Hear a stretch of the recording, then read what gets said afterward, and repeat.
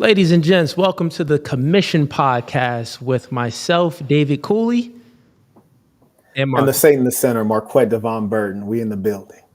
Yes, we are here. So we are currently live streaming on the new channel we've created called the Commission Podcast. And then also I'm on my platform, No Fugazi, and Marquett is on his platform, which is called The Saint. That's right. All right, cool. So today, what we got in store for you guys is we're going to be reacting to the Piers Morgan video where he had on a few people that's in the spotlight currently right now. And it's pretty much they're talking about the N-word.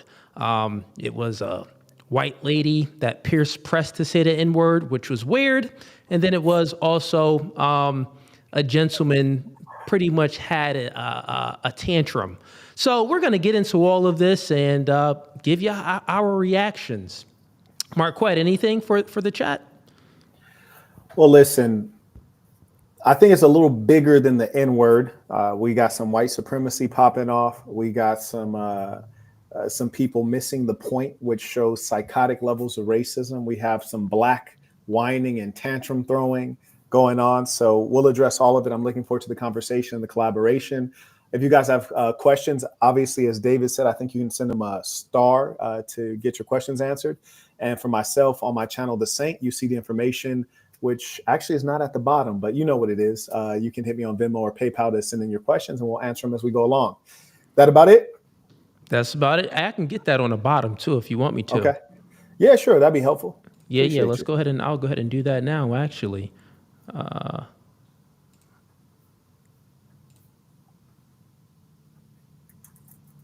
Let's see here. I'll send it to you in the chat if that's easier in the private chat. In the private chat? Yeah, and I'll just copy and paste it. How's that? Okay, yeah, that's perfect.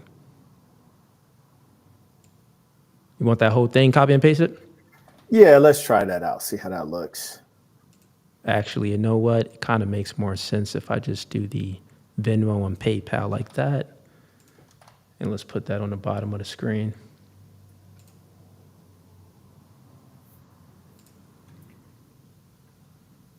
Looks good. All right. So let's get into the first clip for today, and let's see what we got in store for you guys.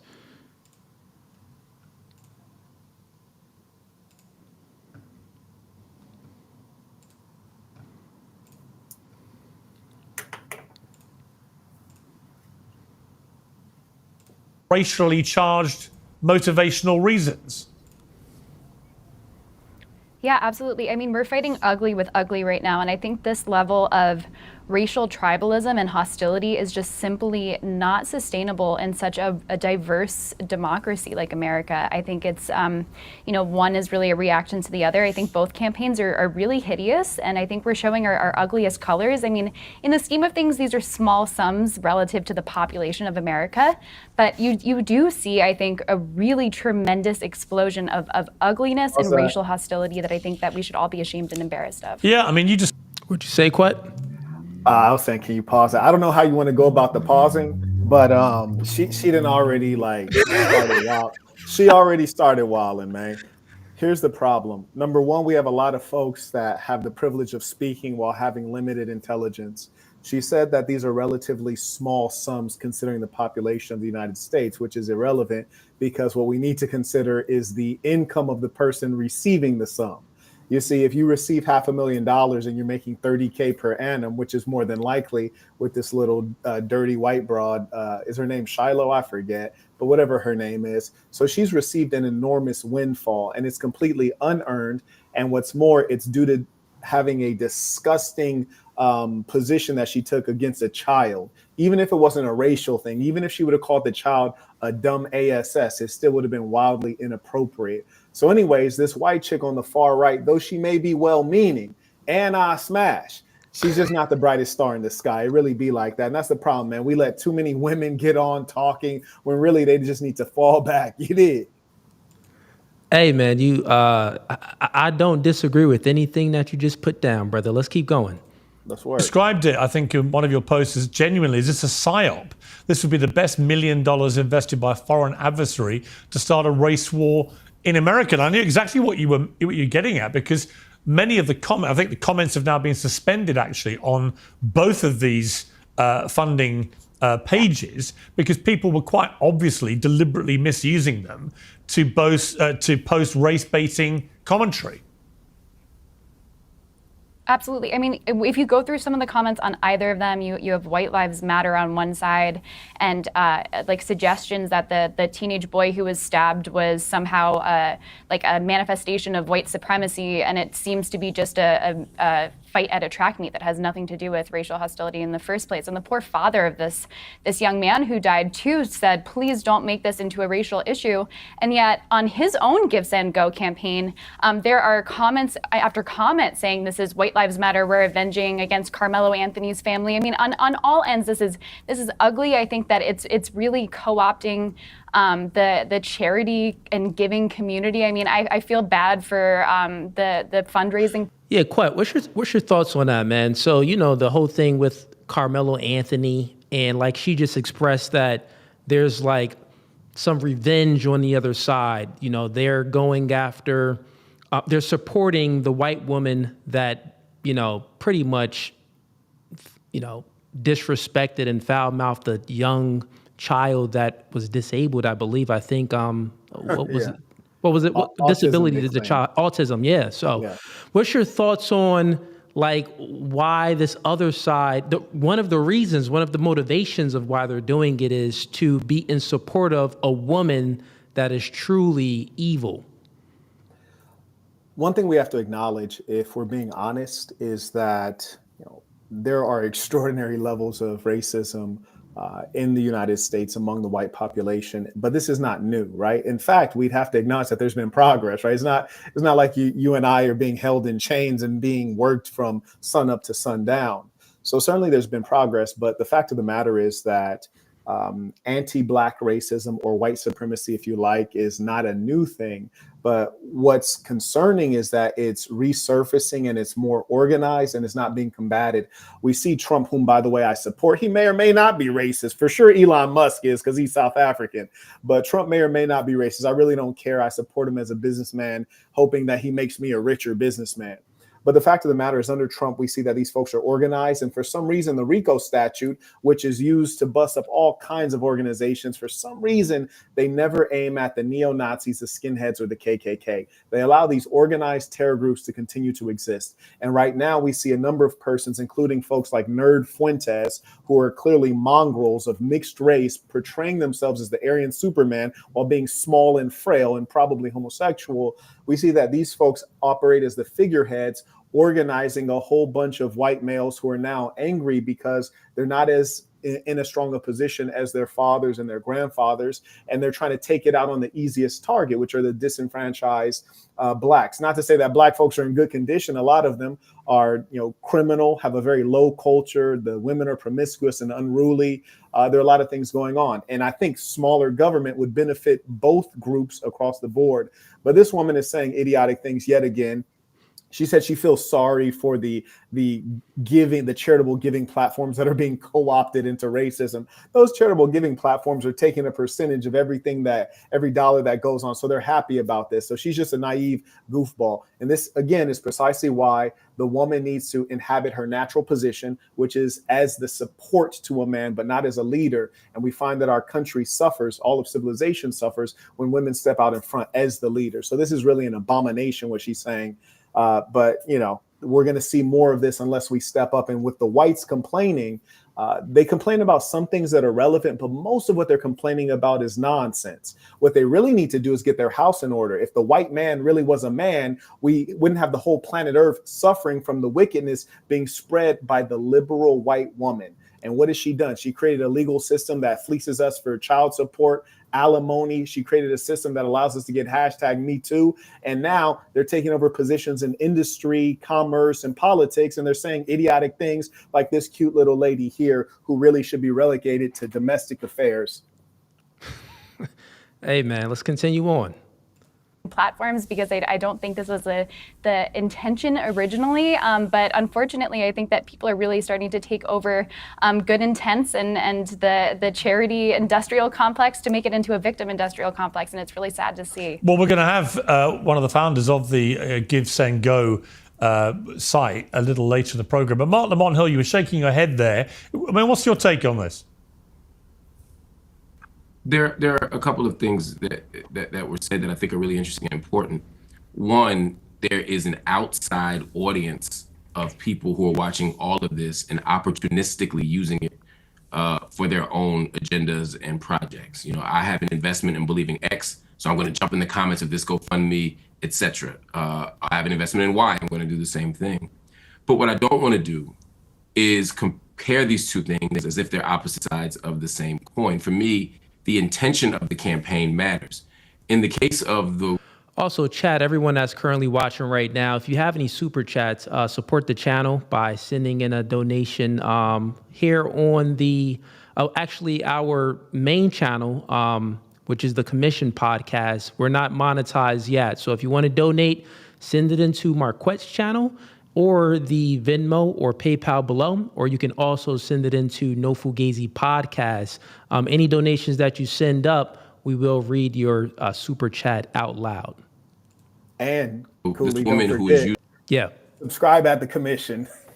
Yeah, Right? subscribe. Everybody subscribe to Right, the Commission. We got to Yeah. listen. We got a lot of people tuning in right now. Me and Marquette, we got a joint podcast together called The Commission. Go to the channel and subscribe right now. And it's at The Commission, I believe, 1. So at The Commission 1 is the at. But if you just type in The Commission, it'll come right up. using the N-word. The woman isn't disputing using the N-word. The woman isn't disputing being racist. And the comments that are being left on the site before they were suspended and the attitudes behind it weren't saying she's being railroaded, she's being misrepresented. They were simply saying, we support racism. And I think that's disgusting, no matter who's doing it.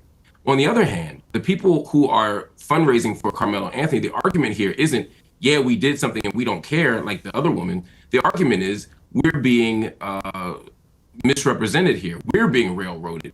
This was a self-defense claim. This is not an act of violence. This isn't first-degree murder. I'm saying what they're saying. This isn't my argument. They're saying this is a first-degree murder claim that is wrong. This is actually self-defense, and we need the money to make sure that we get a fair trial. I think, and so whether you agree with his argument or not, I think raising money for a fair trial is different than raising money for a racist. I mean, I think the comment. Hey, Marquette, what's your take on the whole, all right, so you have these, they're raising money for, you know, the woman that called the black kid an N-word and then also called the man that was recording the N-word, and she was, you know, seemed like she just had she seemed like she had a lot of hate in her heart. But then they also raised money for, you know, Carmelo Anthony and stuff like that. So what's your take on these, you know, organizations, you know, raising money for these victims? I don't look at the white woman as a victim, but in regards to Carmelo Anthony's family, you know, that's up for take. But what's your take on this whole raising money for the victims? Well, we see that we're dealing with psychotic levels of racism because they're comparing things that are incongruous. In the case of Carmelo Anthony, he's going into the court system, which requires a lot of money. I know I've been in the court system for many reasons, whether it's intellectual property, criminal issues, civil litigation, what have you. So it's a very expensive system, and it really favors those who are cash liquid. So he needs that money to put together a dream team to maintain his freedom. That's a necessity. Conversely, with regards to the white woman, she's not going to court. She doesn't need the money at all. In fact, it's just an effort on the part of anti-black white supremacists to show her, we fully support what you said. We support who you are. We support your perspective. And we would, in fact, like to encourage more of this behavior. So it's their way to have a mask on and show that she is supported in that way of thinking, will be praised and there will be no consequences. And mind you, this is radically different than if someone would have said something anti-Semitic. It shows you, like, for example, that group of people, they have power to punish, whereas the blacks, they don't have power to punish these people who wrong them. And this has been historically the case in the United States of America. The anti-black white supremacists, historically, they're liars, right? Like the colonial powers, they're liars. They tend to exaggerate in favor of themselves and, denigrate those who are not them. So the idea that whites are being victim in a country where they're the 60% majority, they're the overwhelming majority in Congress, Senate, and in terms of holding presidential office, they're overwhelmingly economically empowered. It's utterly ludicrous. And in fact, when they try to make excuses about, DEI, which I don't support at all, or Black Lives Matter, which again, I don't support at all, these organizations only exist and operate because of the funding that's coming from white liberals. And also they're generally a result of legislation and voting that is decided in a majority rule system, and whites are the majority. So these narratives that they're spinning are clearly false. And if I were on this panel with any one of these folks, I would have obliterated all of them. The black guy, whom I don't agree with, I think he's a bit hyper liberal for my taste and a bit sensitive, but he was the most reasonable and intelligent person in terms of presenting his arguments. Other folks were saying things that were not adding up very much. Let's continue on. Good take. Common theme between the two, and this is not to pass any view about it at this stage, although I have strong views about it. I guess the common theme is that both of them say that as a result of all the publicity, they've been doxxed and had all their personal details put everywhere on social media, which is, of course, the modern scourge which gets involved. And as a result, they've had death threats and they have security issues and they have to move home and so on. I understand that part of the argument. When you're at the center of a firestorm in America and you're not used to public attention, then the levels of intimidation, threats, and so on that can come your way can be extremely intimidating, if not outright dangerous. So it's different really to taking a view about either of the cases to simply say that the commonality is that they both, I think, have said in defending the amounts that have been raised is, well, we have to defend ourselves. Either, as you're putting it, through the courts, but also in his case, the alleged killer, that he has also, I think, had direct threats against him. And in the case of the mother using the M-word. I'm going to skip this along a little bit for you guys. Yeah, and it's worth noting while you're doing that yeah, consistently we see that the humanity of black folks is denied, which, mind you, I don't have an issue with. I don't think that people need to not be racist. I don't think that whites need to be sympathetic. I think people need to do for self, whether it's on a tribal basis, a racial basis, a value. You're in a group of people who share your values, be it Republican or Democrat, conservative, liberal. You need to do for self, for those people that you identify with. The identity of American has really taken a retreat as we find so much division, increasingly so, and there's no assimilation for the new folks coming in.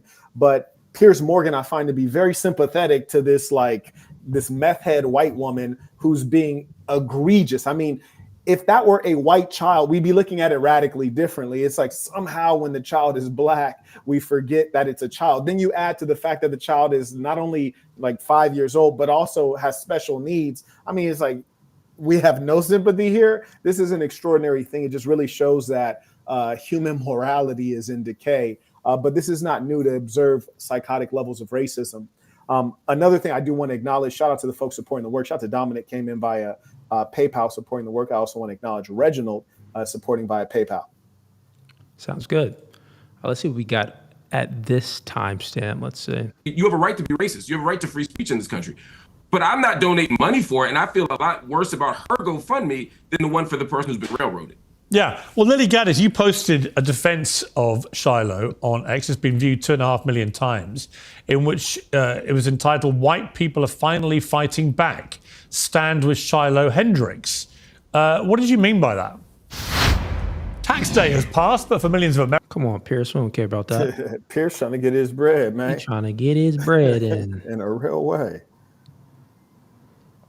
Here's the thing. White people have been under attack for years. It's been Stop systematic racism. As much as black people and people of color want to talk about systematic racism in the United States, It's quite the opposite. They get preferential treatment when it comes to getting a job, when it comes to getting into colleges. White people, on the other hand, have been getting attacked relentlessly. Look at 2016 and BLM and all the riots. We just had to sit back and watch people burn down our cities and do nothing about it. So the way to fight back against essentially this anti-white hatred that's been systemically, ingrained in U.S. society is with white unity. We don't see white unity on our side. Hang on. Okay, but hang on. Sorry, just to... She said a whole bunch of hogwash right there. I'm going to get your take first on this, and I'll go after you because I know we both got a lot to say on this one. The most unfortunate combination in a woman is both being ugly and dumb. There's really nothing you can do with that. Maybe she might have like the throat of a giraffe, but aside from that, she has no value whatsoever, but ugly in the face and completely dim-witted. She should be in a circus working with like hunchbacks or something. But the point is this, she has clearly tried to blur things and talking about, whites are under attack. We saw the BLM riots. Weren't those goofballs rioting mostly in their own cities and the neighborhoods that they live in? I don't believe that they left and went to white suburbs. They didn't do that. These were urban riots, and urbanites, especially in poor areas, these are black folks. They're rioting in their own neighborhoods, and the stores that they are destroying are mostly owned by Koreans or Arabs and things like this. Not to say that it's right. It's not right at all. Furthermore, she's claiming that the whites are being attacked. But notice there's never any statistics. There's never any like clear explanation as to why that is. And then lastly, a lot of these things are a function of income. When you slice it up by income level, of course, poor people commit more crimes. They tend to be more violent, things like this. It's unfortunate. Now, is this to excuse the behavior and the culture of black people? Absolutely not. It needs to be reformed immediately. But one thing we fail to do with these white supremacists is to get them to be honest. The final solution that they're actually seeking is extermination of black people. These are people who are rabid and filled with hatred, including Nerd Fuentes, which is why they must be destroyed. There's nothing casual about what they're saying. The only ones that are casual are the tethers, are the ones that are not white that are trying to join the bandwagon, like Sneeko, the immigrant face-looking guy. He looks like an immigrant no matter what country you're referring to. These people are not white. They want to be white, and so they're just parroting. But they don't understand that the masterminds and the real devils at the top of this race hustling pyramid, they actually want the mass murder of black people, the extermination. That's what they really want. Because you'd have to ask them, well, if you guys are saying blacks are genetically predisposed to criminality and violence, then there's no solution for that. You can't fix it. You can't reform them. All you can do is exterminate them. And that's precisely what they're pushing toward, but they're not saying it, and no one's intelligent enough to pull this reality out of them. Yeah, and I find it ironic how, when these white people on the right, they say, well, this is just an effect of all of the, racism that black people put out, the BLM riots, it's like an effect to all of this. But it's funny because manipulation happens when you focus on the effects instead of getting to the root cause of things. We would have to say, well, the BLM riots and I'm not in support of any of that, but black people acting out this way is an effect of slavery. So it's like they never really go to the root of things. They only go to the effects and try to, make themselves seem like a victim. So yeah, let's continue on. To be clear, this has got nothing to do with anything you've just said. This is a disgusting racist woman who repeatedly spews the M-word, first at a young child. Real quick, Marquett, in regards to people saying the N-word, right? Mm-hmm. Do you consider it being racist? Well, we know the N-word has some variations to it, and there may be some who have racist intent and others who don't. At the end of the day, I do agree with something that's commonly stated by the right, which is a word should not send you over the edge. This is not to suggest that you should not enact consequences. Like, hey, if I was one-on-one with somebody and they called me the N-word hard R, and I looked around and I was sure there were no cameras and there would be no consequences and I could take their life, I'd absolutely take their life. Why not? Why not? But in the context of a civilization, real quick, Marquett, would you? So that makes sense. would you still take their life or would you still have that same type of vitriol against them if they called you like a mother effer? Well, mind you, there's no vitriol. I wouldn't even be angry. Okay. It'd just be a matter of, if you're using this word directed at me as an individual, it lets me know that you don't see me as an individual, because as an individual man, I'm very well accomplished, whether you're measuring it against the Black population, the white population, the Asian population. I'm in the top 1% of a lot of meaningful things, professionally, income-wise, you name it. I have intellectual property, right? So if someone's saying that, they're not talking about me, they're talking about the racial category that I belong to, which is to say that they are a legitimate racist. And for that reason, I'm always going to be someone that they're either going to try to do wrong or harm, and my children as well. So it would only be intelligent and strategic of me to eliminate this possible threat on the planet Earth, just like the United States does. If they think that someone is a threat or going to become a threat, they try to neutralize the threat. And so it wouldn't be a matter of hatred. It'd be a matter of what is appropriate to protect myself. It would be actually an offensive posture that's really, truly defense. Yeah, I think me and you would agree on that too. I want to get your take on if it was a different word. So, you know, if they called you the N-word, but what if they just called you mother effer, like another slur to, well, those wouldn't be, if you. it was non-racial, if it was just an insult, again, I'd look around and try to figure out if I could get away with it. Yeah. And if I could get away with it, I would proceed with the most effective means of neutralizing that person. But surely, outside of that which is inherent, meaning those things you cannot change, the reason the racial piece is taken more seriously is, number one, because of the history. And then number two, because of the fact that if someone says, hey, David, you're an N-word hard R.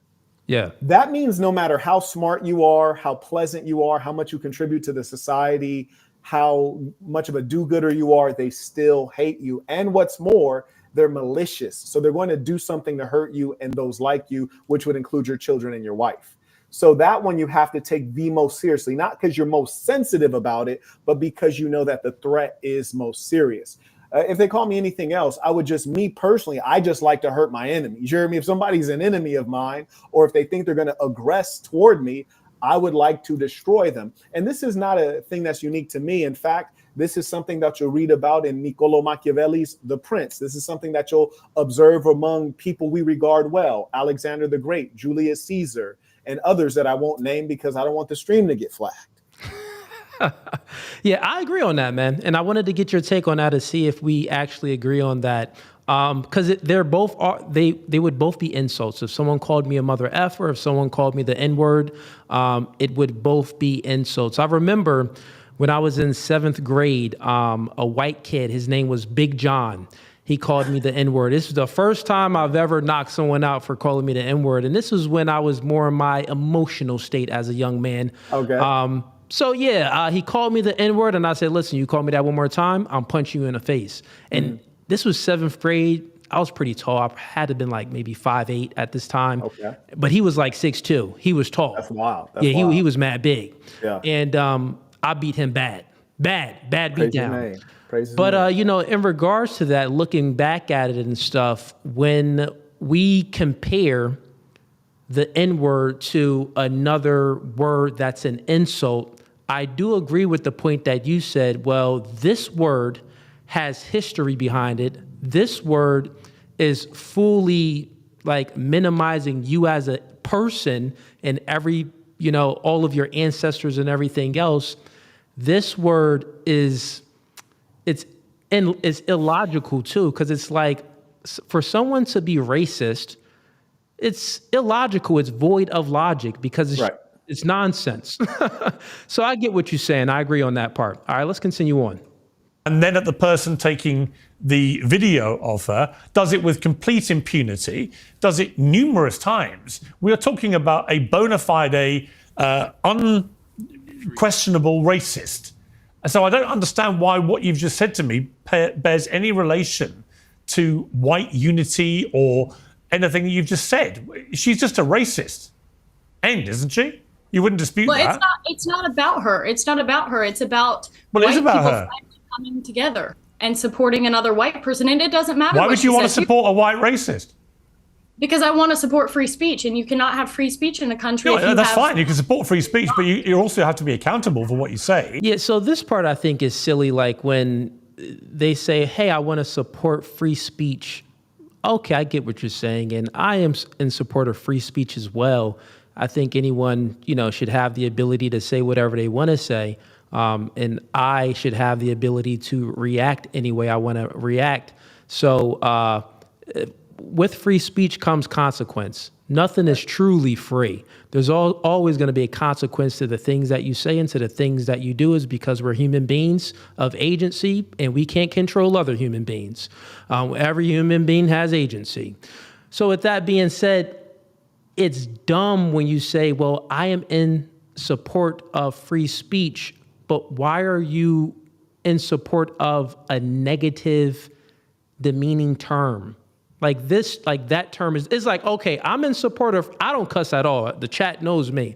I don't say the F word. I don't say any of those words. Shout out to Cooley, man. But I do say the N word every now and then. You slip it out. Look, nigga this, nigga that, nigga please. Yeah. You get what I'm saying. Right. But so it's like, and it's not that the word was used, because I got white friends. Do my white friends say the N-word? No, they do not. But have I been around white people that use the N-word, but it wasn't negative? Maybe they're rapping a song and they're in our culture a little bit, Right. so they're using it, and they're not using it to degrade me or insult me.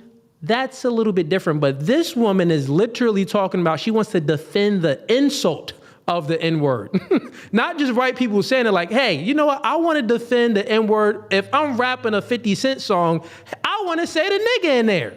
It's like, that makes a little bit more sense, but it's still weird, but it makes a little bit more sense. But she wants to defend the insult of the word, meaning when a white person has negative feelings towards someone and they hate someone and they want to call someone an N-word. So that's a little bit different. What's your take on that, Marquett? Someone like this must be eliminated because they are someone filled with hatred, and there's no cure to that. That's what we have to understand, is that these persons are extraordinarily dangerous. And I also am one who believes in freedom of speech. I believe the individual should have the freedom to say what they want without the government censoring them or hauling them off to jail. So if one wanted to walk down, Boulevard in Harlem and keep yelling out the N-word, they should be able to do it. The government should not stop them. However, if the people decide to take action, they can take action, and they will suffer the full extent of the law, whether that law that they break be assault, murder, or otherwise. And so we have to realize that with small government, we will have freedom of speech, but freedom of speech will never trump or control how people may react to you. But what we see with this woman, and this is very common in the space, is that they cloak their hatred by claiming that it's about freedom of speech, when really it's about racism and them promoting their anti-Black white supremacist agenda. And the great irony is you'll hear these types engage in all sorts of deluded thinking. They'll say things like, go back to Africa. Fine, let's go back to Africa. Are you going to go back to Europe and leave this land to the natives who are originally from here, be those natives Native Americans or those other populations who claim that they came before Columbus? So basically, you have a group of people who are irrational, and their irrationality can be best understood as a fight for genetic survival. It's a subconscious driving force in these white supremacists who believe that because they are genetically recessive, they will basically experience intermixing of the races and they will cease to exist. Now, who's mostly holding this fear? It's mostly weak white males, not normal, good-looking, tall white guys. It's the Nick Fuentes types, small, puny, nerd types, and he is in fact a virgin, and they believe that someone like you, Cooley, big, tall, black guy, is going to take all the good white women and they're going to be left mateless. And as you observe in nature, there's a struggle for mates. And that's precisely why they utilize racism, because they're under the false idea that if big, black, handsome guys like Marquett and David Cooley weren't taking their girls, they'd be able to get some girls. And frankly, that's not the case, because women go toward the top of the triangle. And this argument is very meaningful when you look at, for example, the leadership of the Nazi Party. They were all like a little bit weird. Only one of them was really a stud. Adolf had that bulbous nose that actually looked Jewish. He had narrow shoulders and dark hair. Joseph Goebbels had a club foot. He was very puny, extremely ugly. And you look at Himmler and all the other guys, they were pretty pathetic in terms of the Aryan ideal. They weren't those big Teutonic giants of men. And even as Europeans go, Europeans are pretty tall. Like I'm in Europe right now, and a lot of these chicks are looking eye to eye. I'm like, shorty, 6'2" out here. So the fact of the matter is, it's the weak elements, and the reason they love racism, white supremacy in particular, is because of this. If you are nothing as an individual, you can feel like something as a part of a group. You see, I don't have to say black people are the best, because as an individual, I have accolades, I have wealth, I have power, I have influence. So I don't have to identify with a group that's powerful because I have power. But if you're puny, weak, unattractive, low value on the sexual marketplace, then you need to identify with this group and say, I'm important because of the group I belong to.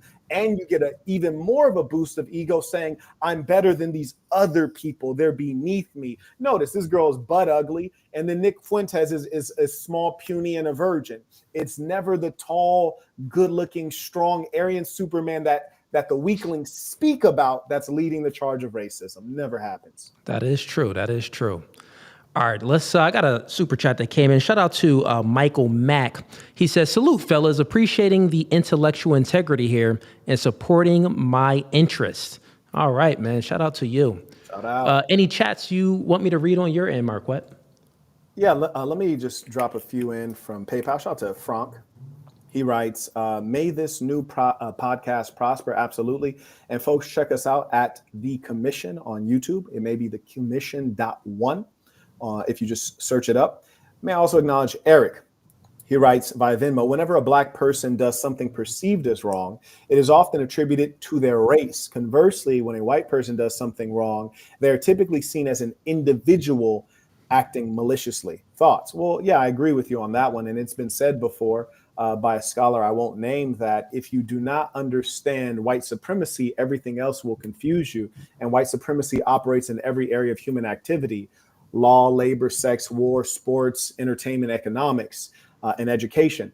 I agree with that, but I do not agree with the victimhood that a lot of black people take on. Number one, black people are black people's biggest enemy, not white people. It's you. Facts. It's your poor parents. It's your promiscuous mothers. It's your fathers that are undisciplined and themselves effeminate. So what we have to do is take on the balance and the full perspective of knowing that black people are responsible for black people's rise.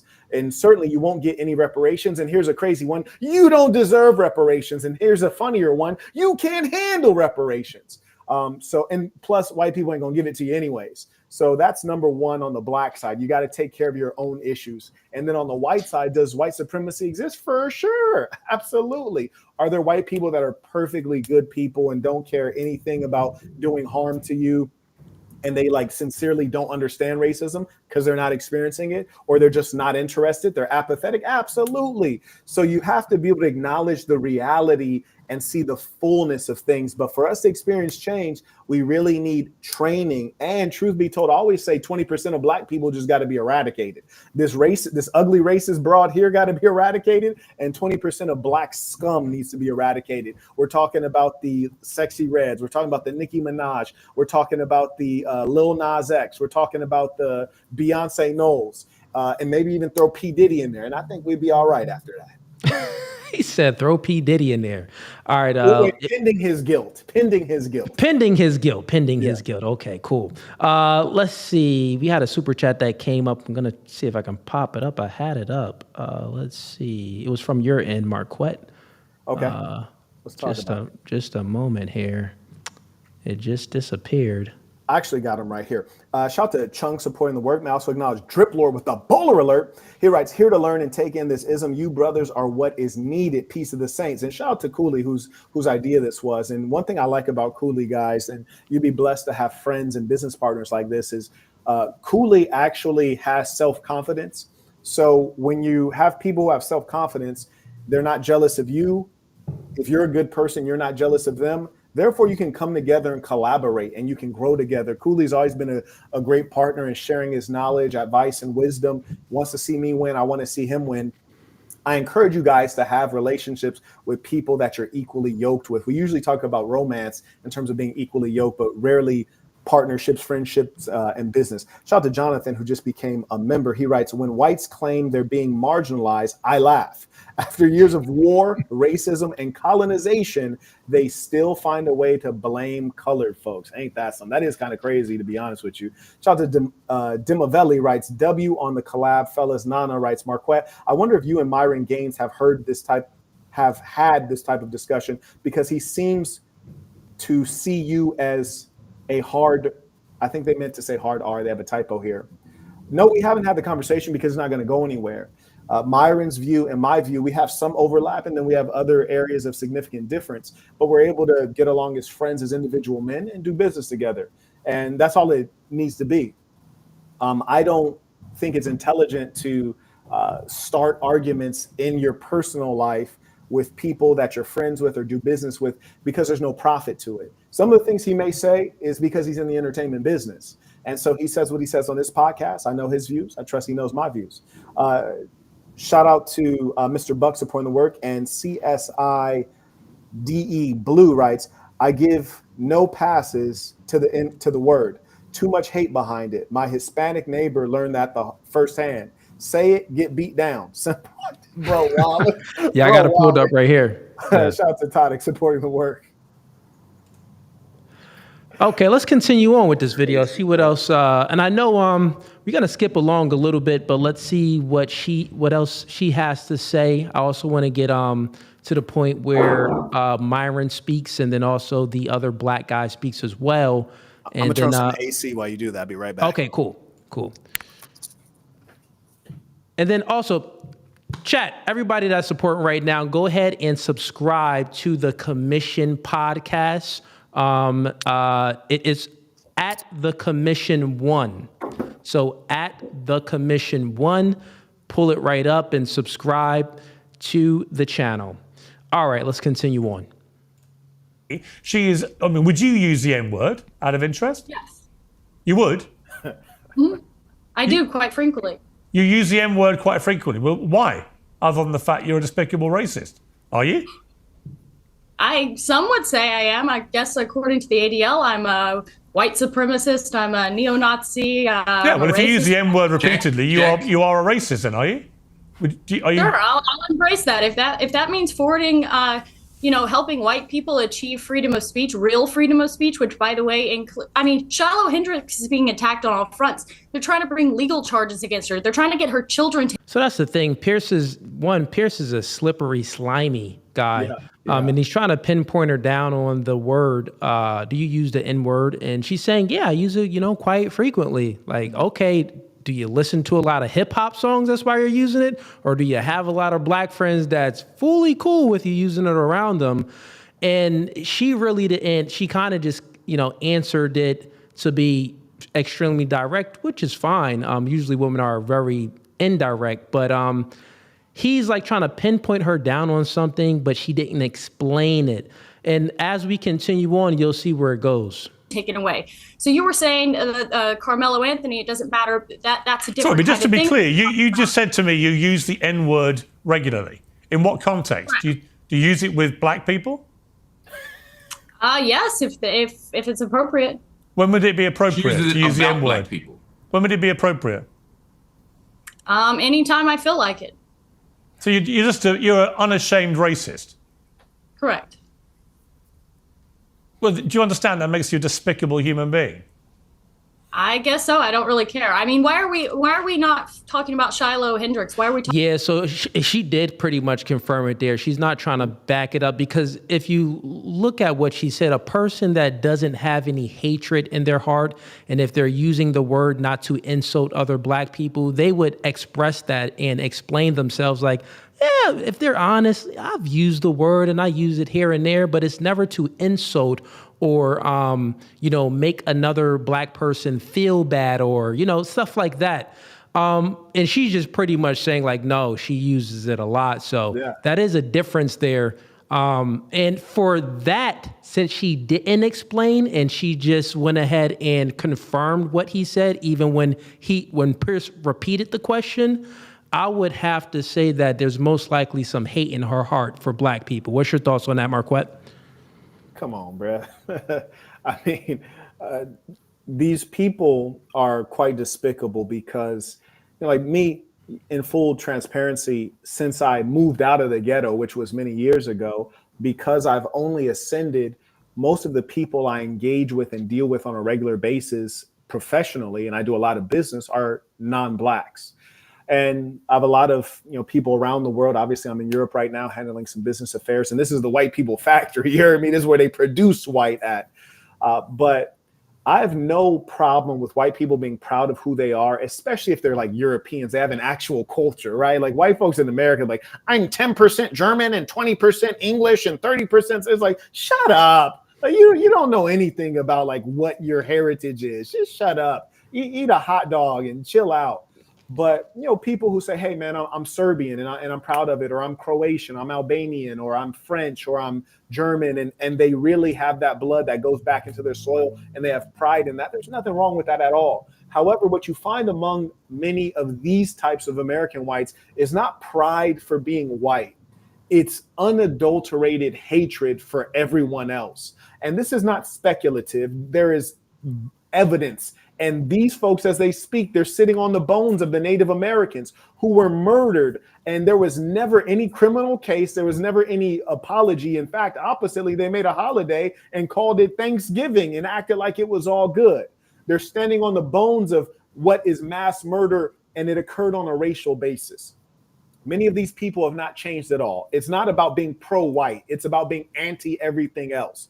And that is the problem with these people, is that they are, in fact, devils on earth. We never had a problem with you being pro-white. And when they try to flip the script and call black people black supremacists, you cannot give a single instance in the history of the United States where you have any group of black people who committed organized violence against whites merely because they're white. I'll repeat that. Any group of black people, an organization of black people who committed organized violence against whites merely because they're white. Black people don't have it in them. I've many times described black people as an effeminate mass. Conversely, you can describe the neo-Nazis, you can describe the Ku Klux Klan, you can describe the whole industry that was around transatlantic enslavement, and the dead bodies hanging from the trees have even been immortalized in songs like Strange Fruit by Billie Holiday. So this has been a pastime of white racists, and now they try to disguise what they are and say they're pro-white when in fact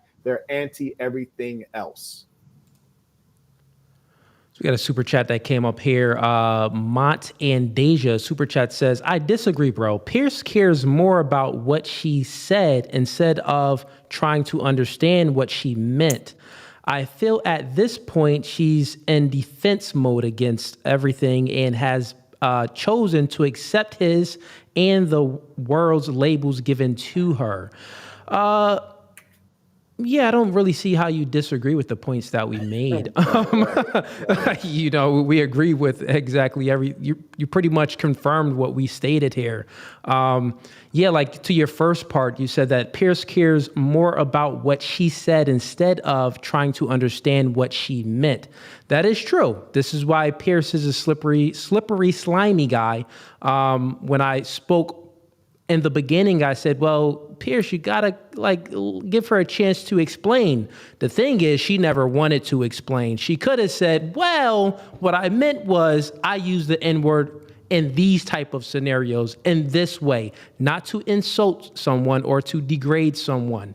So yeah, man, it fully, she just confirmed it herself that she is a racist without really defending her point. And I don't think she has it in her to defend her point because she actually agrees with what Pierce said.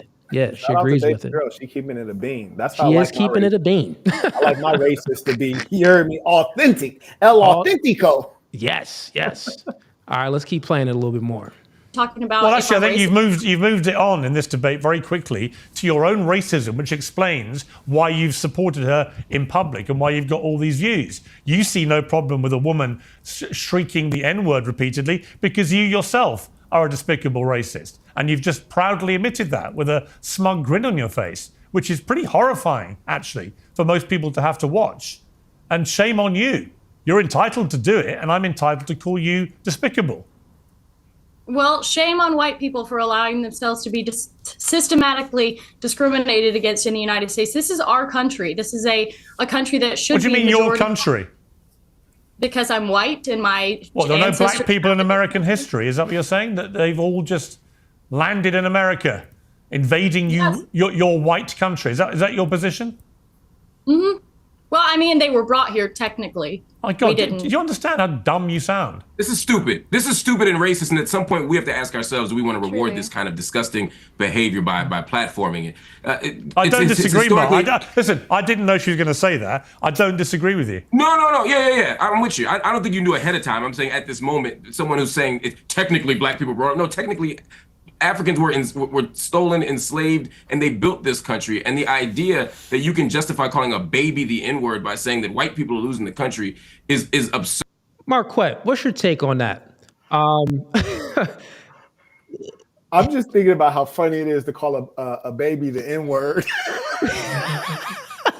That is, that's OD. Yo, Imagine bruh. playing at the park and you just see like some little, white baby. Let's just reverse it. Right. It has to be hate in my heart if I see this white little child. Yes. And I'm like, look at this cracker. Right. Like, This is insane. dang, like it has to be some hate there. deep levels of hate, man. Deep levels. bro. In regards to what Mark Lamont said, I think that's his name, Mark Lamont Hill. He's saying that, okay, well, the white man took the black people and enslaved, black people and stuff like that. And he's pretty much going currently right now, up until now, he's really playing the victim card. I don't think prior to this, he wasn't playing the victim card, but I think now the victim card is coming out a little bit. What's your take on what he said? Listen, there's two perspectives. There's the truth, and then let's say this, there's truth and then there's perspective. How about that? There's truth and then there's perspective. So when the white supremacist anti-black woman states that this is our country, Mark Lamont Hill, being very liberal, his perspective is that, no, this is our country. That's what you guys have said, is it's our country. But that's his perspective. No, the truth is this is a white country. The United States of America is a white country. It was founded by white men who were fairly ruthless, and they organized the country for their benefit, and I trust for the benefit of their lineage. So it is correct. I mean, just because you were brought here to build it doesn't mean that it's yours. That just means you were exploited. Just the same as if I own a corporation outright, and I own several outright, if I hire someone, whether they're as an employee or an independent contractor, I'll work them to death, pay them pennies, and then fire them, and they get nothing. They own nothing. They were there for labor. So in as much as that's the case, it's not actually reasonable to state that black people built the country unless you're stating it in a literal sense. And they literally did build the country. For example, the White House, I do believe, was built on slave labor. I trust some of the geniuses in the chat can correct that if that's not a fact. But the fact is, this woman is a dimwit, but she is speaking something true, which is it is a white country. And it can be a country that is truly inclusive if the white majority would have it as such. According to the data, that's not the case. You look at the presidency, has 12% of the presidents been black? No. Is 12% of the Senate or Congress black? No. Not that you have to have apples to apples representation, but having the representation closer to that level would suggest that there's true enfranchisement. Singapore is a great example of seeing a multiracial society where people are mostly enfranchised, but still that's a Chinese society. It's an ethnic Chinese society. The Han Chinese are the majority. So that woman's speaking truth. In terms of Mark Lamont Hill, he's giving a perspective. He's speaking in an aspirational sense. And, he's a commentator. I believe he may have a professorship. And these academics, they like to do this. They'll never organize. They'll never get anything done. What white supremacists really secretly love, they love a Lamont Hill. They love a Eva Tunde, King Kong consciousness. because he's never going to build a school. He's never going to do anything meaningful. He's going to try to, this ball tried to do a 20v1. You hear me? Like, that's not revolutionary. Oh, man. So they love those types, but they hate someone like me that's deeply practical and pragmatic. You can't name one black person in the last couple decades that's actually had any ideology. And so we can get this thing going. You heard me? So as I say, assassin or nothing. Shout out. Let's continue on. Absurd. It's morally bankrupt, and it's honestly besides the point. I mean, all these are just distractions from the fact that she wants to justify dehumanizing and even animalizing a small black child. It's disgusting. Well, it's, Yeah, I never said that. I never said that. No, but you may as well have done, because you're just an unashamed. Yeah, that's the thing. She didn't defend it. Yeah, you might as well said it, because the whole time you wasn't against any type of, racist speaking on, the Shiloh woman. And then you even confirmed yourself that, I am pretty much a racist. So for you to say, I never said that now, no, you did say it because you didn't say nothing else. Implication of Proud your racist. Let me bring in Myron Gaines, because you've been smirking and laughing. What's funny about any of this? Well, I mean, I find it interesting that you guys want to virtue signal and, wag the finger and say she's a racist and everything else like this. No, but she I find admits she's a racist. Thank you. Well, let me I'm not finish my wagging a point. finger at anybody. She's I don't need to self-identified as a wag. racist. She But said, "I Myron, am a with racist." respect, Myron, I don't need to Because- wag a finger when somebody says, yeah, I'm racist. I use the N-word against black people. I don't care. That's a racist. I'm everyone not isn't wagging really- any finger. I'm not accusing. Yo, Pierce like to cut people off. And you know what? But shout out to Pierce, because Brody was dead wrong. That's my brother, but he was dead wrong. The woman did say that she's a racist. She did say it, yeah. Right. She's proud of it. And I think that because our society is so censored and it's so sensitive, when someone comes out and says, hey, I am this, it's almost hard to like accept it. Like, for example, if someone came out and said, I'm a RAP and then space IST, and they like said that as an identity, you kind of like, wait, what, bro? What did you say? If they're like, yeah, in my free time, I like to, take advantage of females. That's what I like to do. You'd be kind of like shocked and thrown off. And I think that's what people are having trouble accepting, is that she came out and said, yes, I am the boogeyman. Like, I really want these people out of here. And so when Myron said, like, oh, you're calling her a racist, like, no, she called herself a racist. Yeah. And I even had to, when Pierce first pressed her on it, I'm like, I gave her a little bit of benefit of the doubt because she didn't explain herself. But then she just kept doubling down. I'm like, oh, yeah, no, this is in her heart. Yeah, she is a racist. She's a real one. Yeah. Anybody, she is admitting it proudly. Even Here's the you thing. can't defend that, surely. Everybody is racist to some degree. The reality is it depends on, a lot of people want to be politically correct. A lot of people want to sit there and say, I'm not racist at all. We all have biases. We all have stereotypes. We all make jokes. We all are racist to some degree. Now, how racist you are is a whole other situation, but everyone is racist. That's number one. Next thing I want to say, see, I think this Shiloh Hendricks. I agree with that part, what Myron said. When how he's saying, everyone has a little bit of races in them, stereotypes, they have some biases and stuff like that. That part is true. But that's much different than how she's been explaining and expounding on her points during this interview. She pretty much confirmed that her racist is different than the type of racist that Myron is talking about. Her racist is, no, I am racist. I insult black people. She never said nothing differently. I use the N-word. This is what I do. So I think that Myron, what he's saying is facts right here, but it's general facts. Let's continue on. And Metcalf situation is a microcosm of a much bigger problem. And that bigger problem is what I call systemic organization. And what I mean by this is, for decades, we've had black people literally running around with black supremacy, committing crimes, not getting accountability for their actions, and then they blame the system for it. For example, George Floyd, criminal. Ferguson, criminals. Freddie Gray, criminal. A lot of these people are criminals, and what ends up happening is they challenge the police officer, they get into a physical altercation, things go left, they die, something happens, use of force is utilized, and then they want to cry about the result, when in reality, it's not the police killing black people, it's black people killing black people. And if you want to talk about black on white violence, Black people kill white people 2 times as much. And on top of that, most of the shootings in America, a lot of the times, are white cops killing other unarmed white men. So this whole systemic racism or police brutality or, oh, it's all so messed up. The reality is this.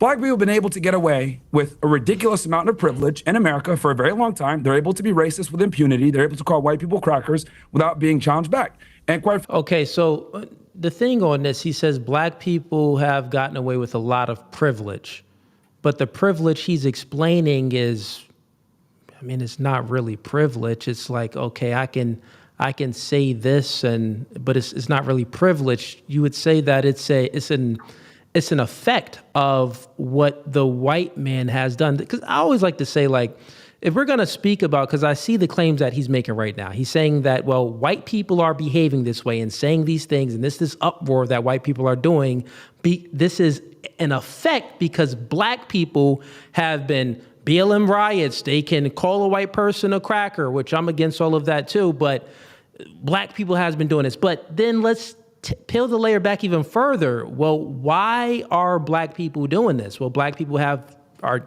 doing it now, and the BLM riots and all of this is because of the racism in America. What's your take on that, Marquett? Myron's my good friend. However, everything he said was nonsensical. He hasn't made one good point so far, and he'll still be my good friend even though we disagree. So number one, when he states that everyone's racist, this is not a fact, but he's able to suggest that it is, and no one challenged that idea. That's false. I would go out and say I'm not racist at all. For example, and a lot of people, they look at Myron, and because they're provincial and inexperienced and not sophisticated or well-traveled, they look at Myron and they say, oh, he's black. No, Myron's not black. To me, he looks just like a dark Arab. And the reason he looks like a dark Arab is because I've traveled extensively, particularly in the Middle East and Eastern Africa and Southern Africa, and I've seen his face before many times. And so you look at his features, they're not the features of a sub-Saharan African, even though he is dark. You find dark skin in various places, whether you're talking about in India or you're talking about in Australia. We're talking about the Aborigines, the real Australians. So Myron may be dark, but he's not a black person in the sense of he's not an African American, or he's not really properly an African. He looks just like an Arab to me. He is an Arab, and he's just a dark Arab. So when people get angry that he's not so sympathetic to black issues, well, it's like, that's not what he identifies with. I believe his parents' mother tongue was probably Arabic. And in as much as that's the case, I get it. However, I would venture to say this, with all respect for my good friend, that he shouldn't even be a part of this conversation. Piers Morgan shouldn't be in the conversation. He's not even an American. He's a goddamn Britisher. And he's therefore removed from this. Myron, he just got here yesterday, as did his parents. They're not a part of this conversation. The history of America and their racial politics, it's black and it's white. This is not to disrespect any other group. And if there wasn't 2 other groups that would be involved, it'd be the Native Americans, because they were here before all of us and largely got eradicated. They still exist in casinos and in reservations. Shout out to them. So they can be a part of the conversation. And then you'd have Latinos a part of the conversation. But frankly, American racial political history is black and white. There's not much in between. It was always a conversation between these 2 opposing groups, and they're not really opposing, except that the whites wanted to, oppose the blacks. And it's not every bit of the white structure. It was primarily the property class. And then the other ones just had racism, like petty racism. The property class, they owned black people in a literal sense. But I say all that to say, number one, Myron is irrelevant. He shouldn't be speaking on these issues. These are not his issues at all. Similarly, they're not Piers Morgan's issues, but specifically with regards to Myron's arguments, they're atrocious. Saying everyone is racist, this is not a fact. Saying most people are racist, that makes sense. And then thirdly, he basically conflates a lot of things. And as a result, you can't track the arguments because he's blurring together too many things. In fact, I'd encourage you to rewind back and we can take it sentence by sentence and deconstruct the arguments. Let's do it. Let's do it.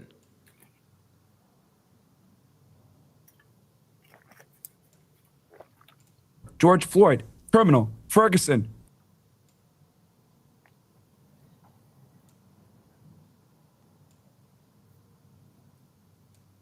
Get the likes up. Everybody that's supporting right now, get the likes up. We got, let's see, over 2,000 people on all channels. So that's pretty good.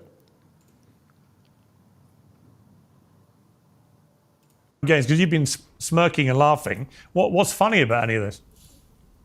Well, I mean, I find it interesting that I'll skip ahead this part. No. Let's Leave it right there. Okay, let's go right Let there. me I'm not finish my wagging a point. finger at anybody. You I don't need to self-identified as a wag. racist. But You said, I Myron, am a with racist. respect, Myron, I don't need to Hey, guys. wag a finger when And Marquette, let me know when you want to stop it. Okay. somebody says, yeah, I'm racist, I use the N-word against black people, I don't care. That's a racist.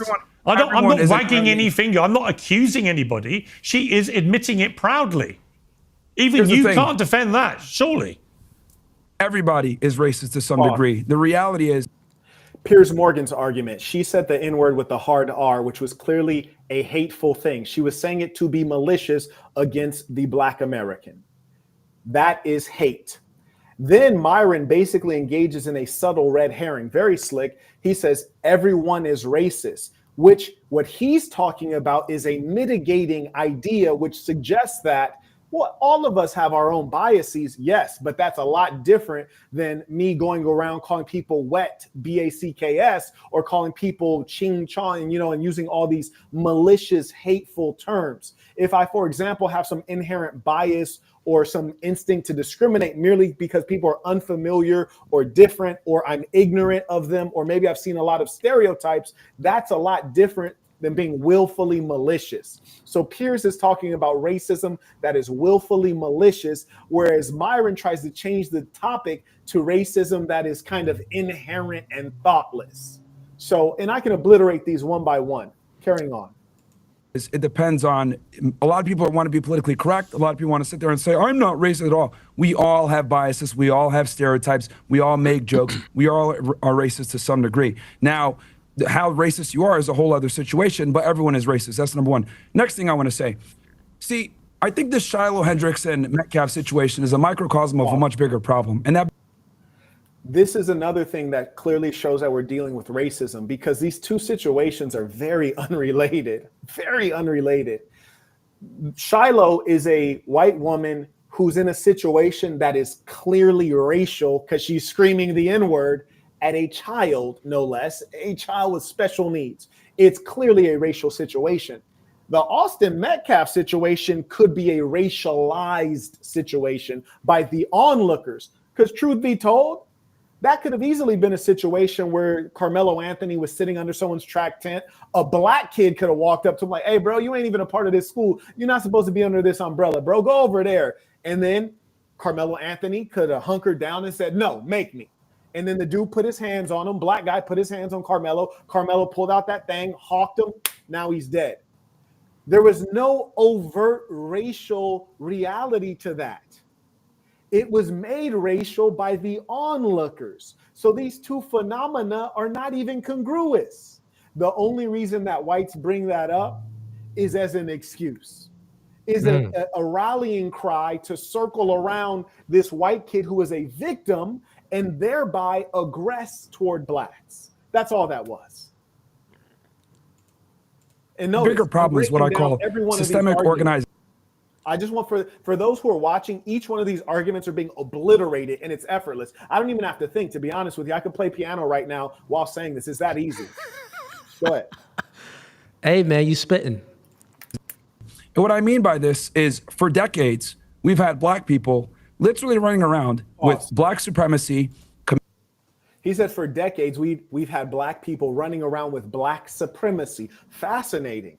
I'd go ahead and say, if I was Piers Morgan, which I'm not, because I'm not gonna get into it. But if I was Piers Morgan, I would say for decades, well, Myron, how many decades have we had black people running around with black supremacy? How many decades is that, Myron? Was it in the 1800s? Was it during enslavement? No. Okay. Was it during Reconstruction? Was it right after the Civil War? No. Was it during Jim Crow when they were not getting their enfranchisement? No. Okay. Was it when the 1950s and 1960s when they were marching and trying to get the right to vote? No. Okay. Was it the 1970s when they still weren't getting their due? Was it the 1980s when they had to radicalize because they weren't getting their due? When did black people become black supremacists? Was it in the 90s when they started perming their hair out to imitate the white people that most of them look up to very much? When did the black supremacy start to exist? Name me 3 black supremacist organizations with significant membership. You couldn't. In fact, I could get a Lil Wayne concert and that would have more attendees than any black supremacist organization you could name. For example, if you talk about the Nation of Islam, this organization nearly has no members. That's why they partnered up with the Church of Scientology, which is a white organization. The Black Panther Party for Self-Defense, once the FBI went in and murdered people, literally, illegally, unethically, the new Black Panther Party for Self-Defense, they can't even get members. So what are you talking about? This is not truth. There's no evidence of it. It's truly speculative. Committing crimes, not getting accountability for their actions, and then they blame the system for it. For example, he stated black people are committing crimes and not having accountability for their actions. This is the most ludicrous thing on earth. See, I would challenge him with the statistics. Number one, half of the prison population is black male. So it's about 48, 49%, right? The black population in America is about 12%, and I would venture to say much less if we actually had a true accounting of who's in the country. With that being the case, we are disproportionately represented in the penal system. So clearly they're experiencing accountability. Furthermore, not only are they experiencing accountability, they're experiencing more than accountability. There's a scholar named Dr. Renford Reese, whom I know personally. He wrote a book called The Prison Race. You can find a lot of the knowledge I speak to, which is all fact-based. You go to amazon.com/shop/the Saint and the Sinner spelled out. It's a lot of literature there. But anyways, Dr. Renford Reese wrote a book called Prison Race. When you hold consistent prior crime, current crime, and then you look at jail time, you find that blacks are getting more jail time than whites on average. It's very clear. It's very much so statistically significant. So they are being held accountable. In fact, they're being abused in the criminal injustice system of the United Snakes of America. And I say this as a patriot, but to be a patriot means that I identify with the people of America, who are the greatest people on the planet Earth, including with our significant racist population, but our government is filthy. And what he's speaking of right now is completely devoid of facts. George Floyd, criminal. Ferguson, criminals. Freddie Gray, criminal. Pause. A lot of these people are criminals. This is the first time he says something meaningful in this conversation. And it's meaningful because black people do circle around the wrong person. We support the degenerate in our community. We support as he said, I don't even know these people's name because I don't even care who they are, but Freddie Gray, I remember because I used to teach in Baltimore, Maryland. And unlike the multitude on the internet who talk about black issues, I actually was a teacher teaching black kids in some of the worst, most dangerous schools in America. I've actually put in the work because I care beyond just babbling my fucking gums. Damn, I didn't mean to curse. Excuse me. I got to be like Cooley. But you heard me. But, you know, the Freddie Gray, the Mike whoever, and the other guy who was, I forget or George Floyd. Yeah, we circle around the wrong persons, but it goes beyond that. Charleston White, who told you guys that he was a person to listen to? He's a rat and a snitch and a criminal. You circle around the Sexy Reds and all of these characters. Black people need to circle around the best of us, the best among us, not the degenerates. So this I agree on, even though he didn't explicitly state that. So my good friend Myron, I think, has a meaningful point here. Let's continue on. And what ends up happening is they challenge the police officer, they get into a physical altercation, things go left, they die, something happens, use of force is utilized, and then they want to cry about the result. When in reality, it's not the police killing black people, it's black people killing black people. And if you want to talk about black on white violence, black people kill white people. So this is another dichotomy. It's a false dichotomy. And again, I can destroy these people's arguments for years on end. I could talk infinitely. Just it's ridiculous. He says, you black people being killed by the police. No, it's black people being killed by black people. This is a false dichotomy. The reason that the population is more angered by the police killing black people is because, unlike your peers, other civilians, be them black or white, we don't expect other civilians to be those who are providing our safety, providing for protection of property, those who we have made public servants and funded through our tax dollar, not only today, but over generations. So if another black person commits a violent crime against you, it is a terrible thing, and we should look into that. I agree. However, you cannot compare this to the police committing what are essentially crimes against black people when they're violent toward blacks or they murder blacks, because those are the people that we're paying our tax dollar to. Those are the people whose actual job it is to protect and serve, not to be aggressive, violent, and dominate. And I will also further say that it's become so despicable in this police state that the police they pretty much grimy to everybody. They're grimy to other police officers that they might encounter off duty. They're grimy to white folks. It's really despicable because the government has gotten too big and they've lost their original charge, which they were charged with serving the taxpayer. People 2 times as much. And on top of that, most of the shootings in America, a lot of the times, are white cops killing other unarmed white men. So this whole systemic racism or police brutality or, oh, it's all so messed up. The reality is this. Black people have been able to get away with a ridiculous amount of privilege in America for a very long time. They're able to be racist with impunity. They're able to call white people crackers. So when he says they're able to get away with a lot of privilege, I'll say, what do you mean by privilege? Are you talking about the fact that 49% of the prison population is black? Is that the privilege you're talking about?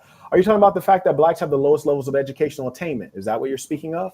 What are you talking about? So if we want to categorize it racially, if we looked at it racially in terms of DEI or even affirmative action, we see that the white female is the beneficiary. White.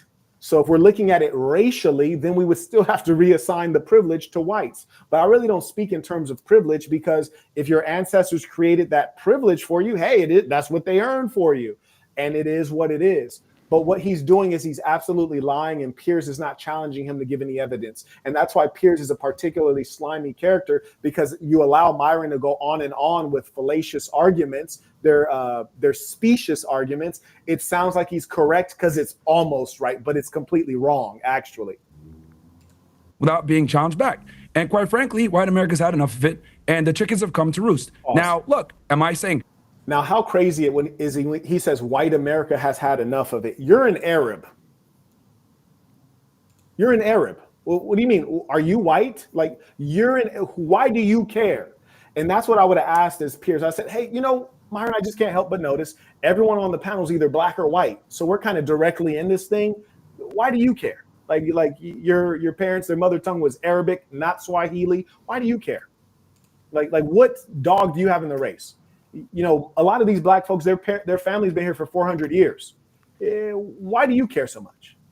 And, in answering that question, honestly, it just removes him from the conversation, because he doesn't need to care. He's just a commentator, just like a Ben Shapiro or anybody else. They're just commentators. And when Ben Shapiro is speaking about things that don't involve Zionism, then really he's getting outside of his he's just making content. And frankly, this has nothing to do with Myron, and certainly he shouldn't be speaking on behalf of white people, talking about they're fed up, because truth be told, I don't think that's the case. I, as Myron does, I'm sure, have a ton of white friends. I almost never hear them say, I'm fed up with the way black people are acting. No, it's that he's around folks that are radicals and racists, and they have a lot to say. And everyone in the chat right now, I see you guys, a few of you, I'm reading the regular chat. You're like, yo, just let the video play. We already let this portion of the video play. Myron went ahead and spoke, but Marquett is doing a systematic breakdown of each point that is said. So that's what we're doing right now. It's called an internal critique. But okay, let's continue on. That's awesome. Am I saying that's great? No, but for literally the better part of almost 2 decades since the Obama era, we've had to have BLM and liberalism shoved down our throats. And quite frankly, we're all tired of it. Pause. Right. But just to be... So when he speaks of BLM and liberalism, so liberalism, you're talking about white people, dummy. Liberalism is not something that was created by blacks. In fact, one of my major criticisms of black people in America, and in fact around the world, is that they don't seem to be the biggest thinkers. They've not created any ideology or systems of thought. So liberalism is something that comes from whites, and as it's practiced today and spread throughout the earth, it is something that comes from whites. And where do whites program black people with this idea? They do it in public schools. Teach for America is one major organization that has infiltrated public schools, and they teach this stuff to blacks and Latinos in poverty. And they also reprogram you at the university level, and of course in between. And then Netflix and other instruments they have. So when he's talking about liberalism, again, he's stepping away from blacks and he's actually talking about what whites are doing.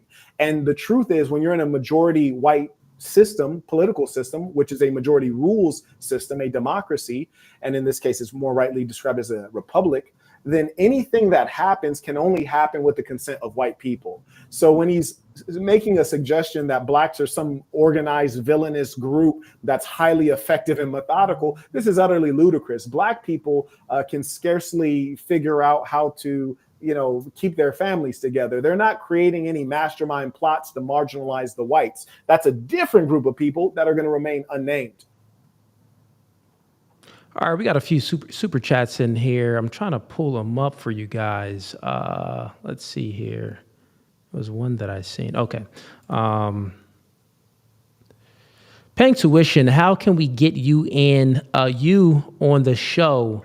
Okay, talking about the Piers Morgan show. You know, it's funny. Me and Marquett, we had this conversation behind the scenes in regards to getting on the Piers Morgan show. You know, I would say if you want to get Marquett or myself or anyone on the Piers Morgan show, it will take maybe you commenting on some of his videos. So, Marquett has a lot of supporters, all of the Saints. Go to Piers Morgan video and just comment in at Marquett's channel. Just spam it. If you spam it, it's going to see it. It's going to be the most viewed comment. And then he's going to have he's going to go ahead and look into it. Like, who is this guy? Okay, let me reach out. So that's one way to do it. The other way is, keep grinding. We got this podcast that we just started called The Commission. This is our first episode with many more to come. So we putting in that work, but with y'all support, we'll get there. Things will be accomplished. Okay. Let's see. Let's continue on with this internal critique. I think he's just about done too. To be clear, you would have no problem with one member of this panel openly. Okay, yeah, he was done with that. So now we'll just play it from here and continue to react to the channel. Hey, Marquett, good breakdown, bro. I appreciate that. And you got to ignore the dimwits, because what they really are, they're devils and agents of destruction. They're trying to destruct what we're doing. If you don't like the way we're running the show, watch a different show, because it's never the people who are super chatting. It's never the people who really support. These are just detractors, because if they really want to see that video without any pauses, they can just go watch the original video. Go right to the original video. Right. Yeah, So that's facts. You got to keep your eyes on the prize. These people are out here being devils.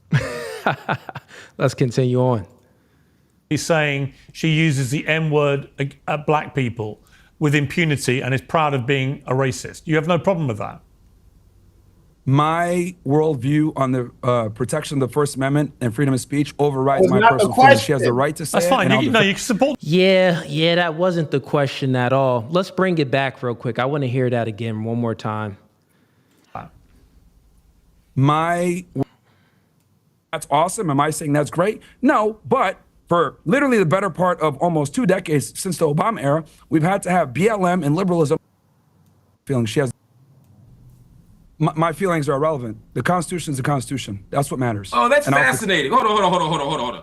So when it comes to chastising black Americans about their behavior, about calling white people crackers, as you say, about their moral claims about the racist system, you can levy a judgment against black Americans for all the things they do. But when it comes to this woman saying. Hold up. You know what? I'm going to rewind it back a little bit more just so we get all of that, because it kind of skipped ahead a little bit. So we had 8:13. Let's go back to this area. When it comes to And while you're doing that, shout out to Mont. He writes, she went viral for saying the N-word in a song like Cooley spoke about, not hard R. Then I'm sure an onslaught of black folk and liberal tried to ruin her life. She's chosen darkness because darkness accepted her. Okay. Shout out to Alex. He writes, you're 100% right. I'm Italian American with roots in Italy less than 60 years ago. I do not have white pride. F them racists. And that makes perfect sense, because he has a real culture. You know what I'm saying? And the funny thing is, for those who are not sophisticated, they talk about like white power.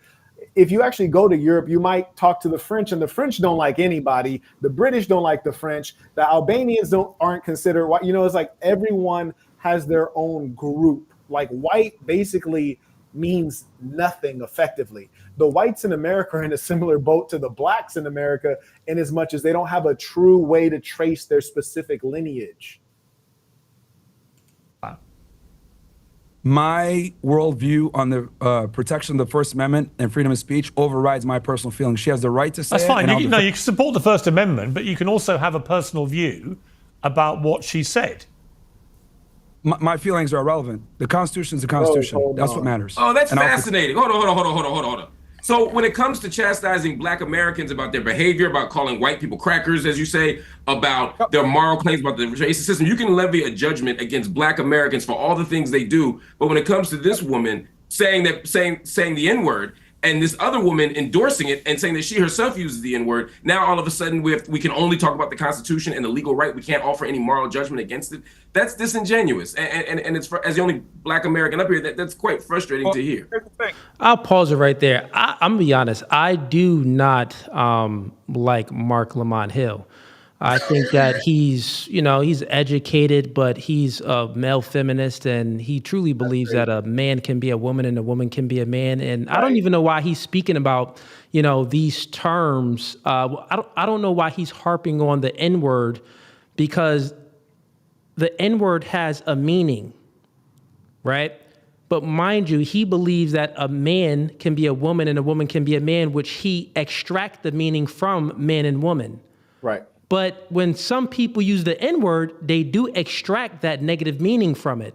So he knows that some white people, and even him, he uses the N-word where he extracts the meaning from it, where it's like, it's almost meaningless, is because it's like, yo, what up, my nigga? It's almost like saying, hey, what up, Brian? You get what I'm saying? Like if you are calling another Black person that. So he's able to extract the meaning out of a word. But then when it comes to his liberal ideas, man and woman, well, let's not extract the meaning out of those words and stuff like that. You get what I'm saying? So it's a little weird. The other point, though, that I wanted to make in regards to this is that, so this is a situation here where I hope Myron has a good response, because where Pierce asked him a question and Myron he didn't really answer it directly at all. He kind of moved on to something else. And then Mark Lamont Hill was checking him on it like, wait, I find it funny how you can, have a judgment on, Black people, BLM riots and all of this stuff, and Black people saying these words, cracker and all of this, but you can't place a judgment on, Shiloh and what she did. Why can't you place a judgment? Instead, Myron appealed to one of the amendments of freedom of speech. So hopefully he gives a good response back to this, and let's see. If you want to be soft and get offended by that, that's your fucking problem, not mine. Let me ask Ricky. Let me ask Ricky. I want to right then and there, I would give it to Mark Lamont Hill. He didn't get offended. He was actually using logic. Like, wait a second. Right. You placing judgment here. Why aren't you placing judgment there? So let's continue on. This isn't about being soft any more than when you were desperately saving these white people. Hold on. This sensitive nature that you have is precisely why we have this problem. It's not about being sensitive. It's about I didn't articulate. Hold on. Let me finish, Myron. Let me speak and then I'll let you respond. Myron, sure. I didn't articulate any sensitivity here. What I said, in the same way that you levied a judgment against Black people, I'm levying. Well, let's be honest. This nigga is being sensitive. He using some logic right there, but he is sensitive. Let's be honest. One against the claims you're making. I'm no more sensitive than you were when you made your claim. I'm simply saying I disagree with you. And to immediately jump to you're being sensitive is just a distraction. I'm making an argument here. Just respond to my argument. If you're struggling with sleep, you gotta skip, chill, Pierce. All right, let's skip ahead. Let's go right here. Now, and my argument to respond to that is this: political correctness, liberalism, and making sure that we are politically correct and don't use certain words to offend people is precisely why we're in the situation that we're in. For decades, we've had to literally tiptoe around saying certain things around certain people, while the other group of people has been able to have impunity and be able to be as racist as they want to be, as violent as they want to be, without any type of consequence. And if you call it out, you're labeled a racist. The reality is that the level of stupidity of this, I'm not saying Myron is stupid. We all know better than that. He's an intelligent guy, but he clearly has some emotional and psychological things that put him, that make him argue for a certain position. and maybe even financial reasons too. And I say that, with full love and respect for him as an individual. But what he said was just so ludicrous. It was patently ludicrous in as much as he said, certain groups have been able to complain and then act out racism and then get privileges. I'm like, yeah, that would be white people, like that. And not even all white people. That's just like the empowered class of white people. There's some white folks they're poor today, and you go back 100, 200 years, their family was still poor. There's whites in Louisiana and Mississippi that have been poor since ever. But it's quite strange that he would suggest that blacks have somehow dominated American society. It's just the most bizarre commentary. And furthermore, when you talk about political correctness can have two different places that it lands. It can be within culture, which is irrelevant because there's no consequence, or it can be within government. We observe in the UK right now, if you say certain things, you might end up in jail for a social media post. That is a problem when it's within government. And those things are not the creation of blacks, because blacks don't have any power. Those are the creation of whites. And so, again, we're allowing him to skip by on these extremely flimsy arguments. And it's just so disappointing because you don't have any true intellectuals on this panel. Like, no one is picking these things up. I think Lamont has done a decent job at presenting himself.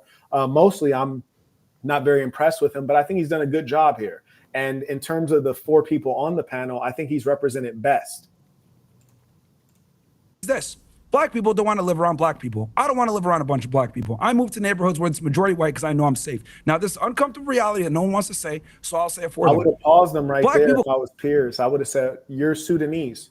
Are there any Sudanese neighborhoods? Like, why wouldn't you move into a majority Sudanese neighborhood? Like, that's a conversation we should be having, right? Because you're Sudanese. You say blacks are bad. Fair enough. Like, me personally, I haven't lived in a black neighborhood since I moved out the ghetto. I ain't gonna lie to you. Yeah, same here. You heard me? And I wouldn't move back in unless it's Silver Spring, Maryland, which is a very affluent black neighborhood. And if I had kids, that's certainly where I would want to be among other black people, because my kids are black and I don't want them to be discriminated against. But moreover, it would be completely appropriate to say, hey, you're Arab, you're Sudanese. Would you move into a Sudanese neighborhood? And if so, where are they? And if you say there aren't any in America, then say, well, will you move back to your country? And the question is, why is no one asking this? Like, it's like weird because he's being treated as either an honorary black man or an honorary white man, and he is neither.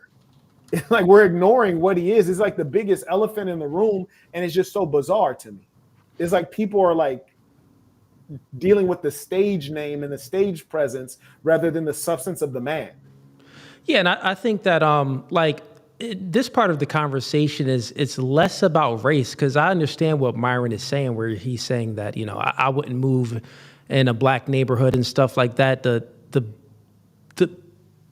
underlying thing of what he's saying is the values that people share. So it's like, okay, you wouldn't want to live in the area where people have degenerate values, where the woman is the one working, the man is the one at home. Like, it's this one comedian, he made a funny joke. He was like, when it's not safe when you walk into a neighborhood and you see no women, and you see men that's like, hanging out on a porch and stuff, and you see men that's, riding their bike around during the daytime.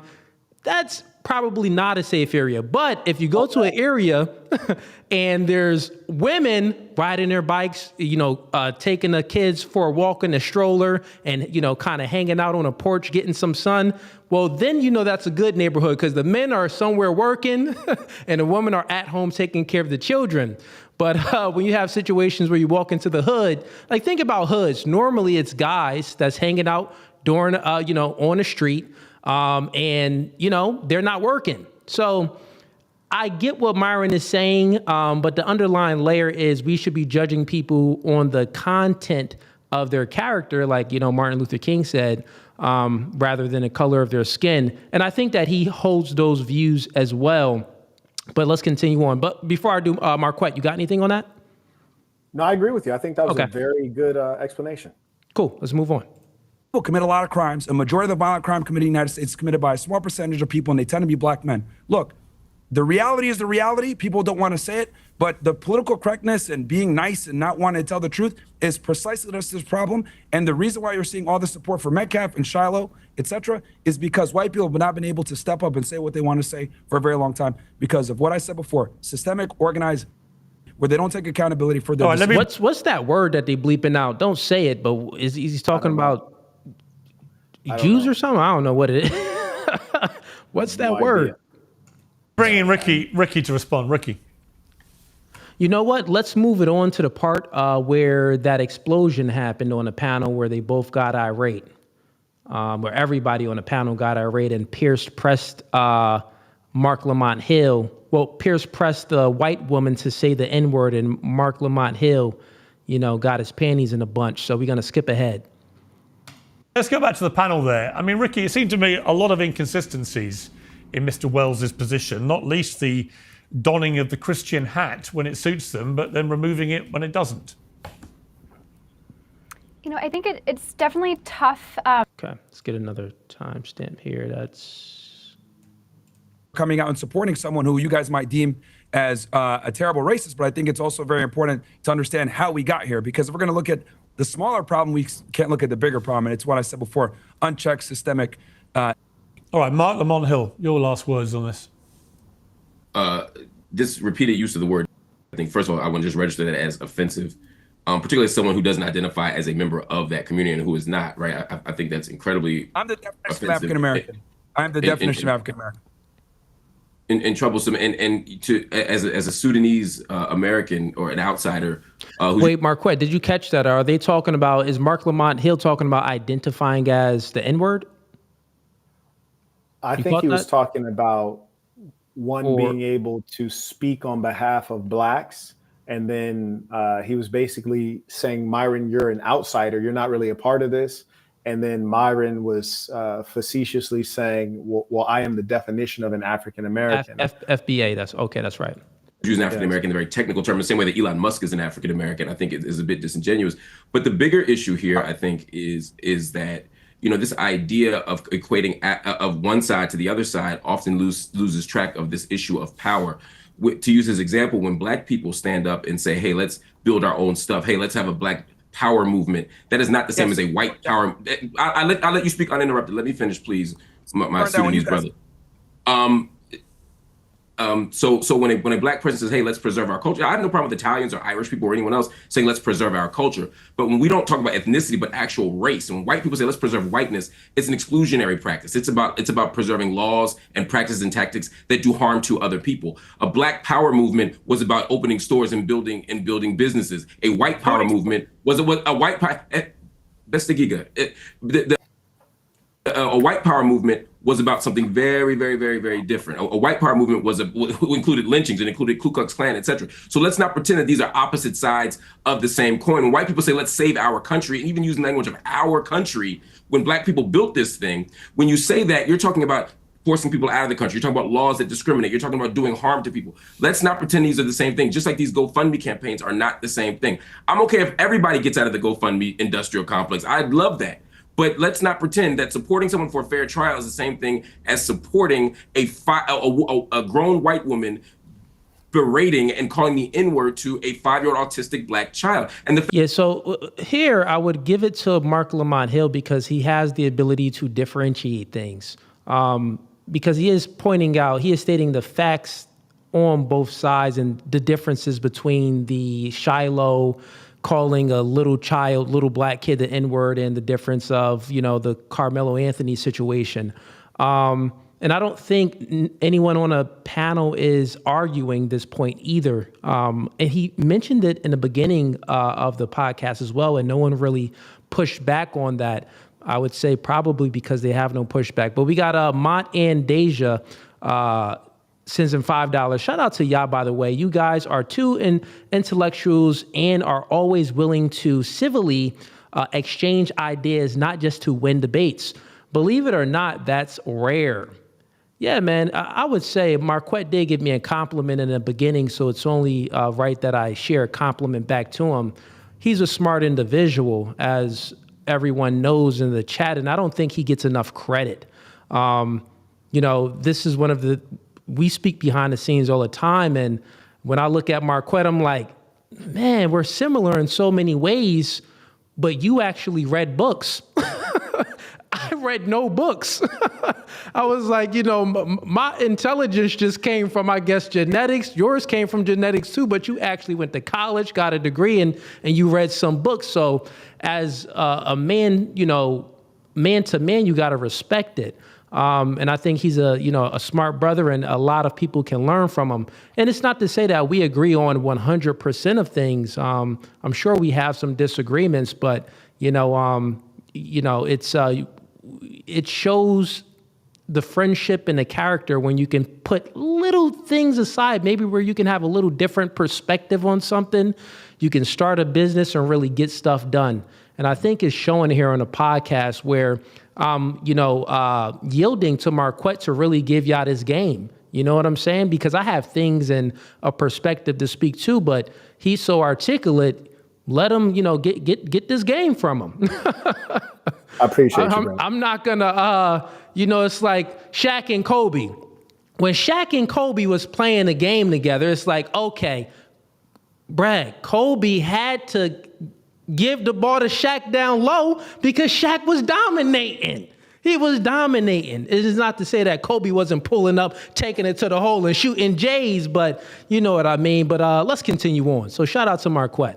I appreciate you. The fact that everyone in here can't be unanimous in condemning that I totally says agree. exactly how they're not the same. I totally agree. I'm going to go to Lily Gaddis and just ask you one more time. I mean, you've been so unashamedly proud of being a racist today, proud of using the N-word whenever you feel like it. You've had a bit of time to think about this. Is that how you want people to leave this panel debate, with thinking of you as a disgusting racist? Yeah, Pierce is slimy, a disgusting racist. Pierce is... Shout out to my boy Pierce, man. I don't really care what people think about me. As long as you care about what people think about you, you have no power and you lose your country. What I care about is freedom of speech. And if you're not allowed to say the most offensive thing... That part I do agree with her. You can't care about what people think about you. If you do care about what people think about you, you are basically relinquishing your power to them. You're giving them, your power.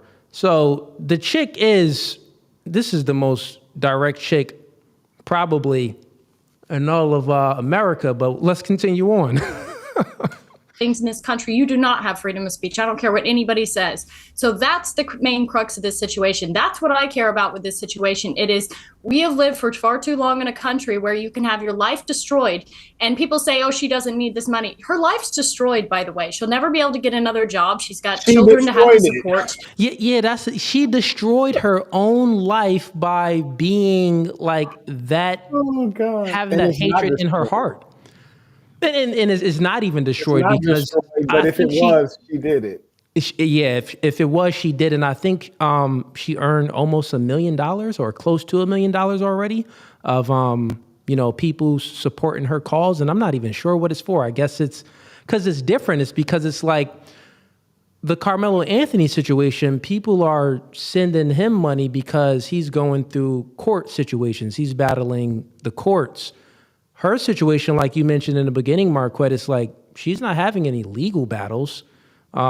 She may lose her job, but we don't even know if she lost that. So she might not even have a job. She might not even be working. Yeah. All right, so let's continue on. And I don't want to live in a country where you can say an inappropriate, rude thing, which, by the way, Black people can say things to white people all the time and they never get canceled. There's no backlashing about this. I want to live in a country where people are allowed to say what they want unashamedly, and you can. Yeah, that's so feminine too. It's like, well, you get to say this, well, I want to say that. And this coming from her makes sense because she's a woman. Women always like to try to equalize everything and make things in an egalitarian sense. But that part coming from her makes sense, but it's illogical, it's nonsensical, is because why would you want to equalize insults? It's like, if anything, someone says an insult, it's like, I don't cuss for a reason. And I try to promote people to not cuss. So it's like, I'm not going to cuss at you, even though you cuss at me. Let's kind of just stop the hatred. So why would you want to equalize the hatred? So that's just dumb and stupid. What's your take on that, Marquett? Well, number one, I do want to, adopt that trait from you because that's a good thing, and we should all be seeking to improve and be around people with good traits.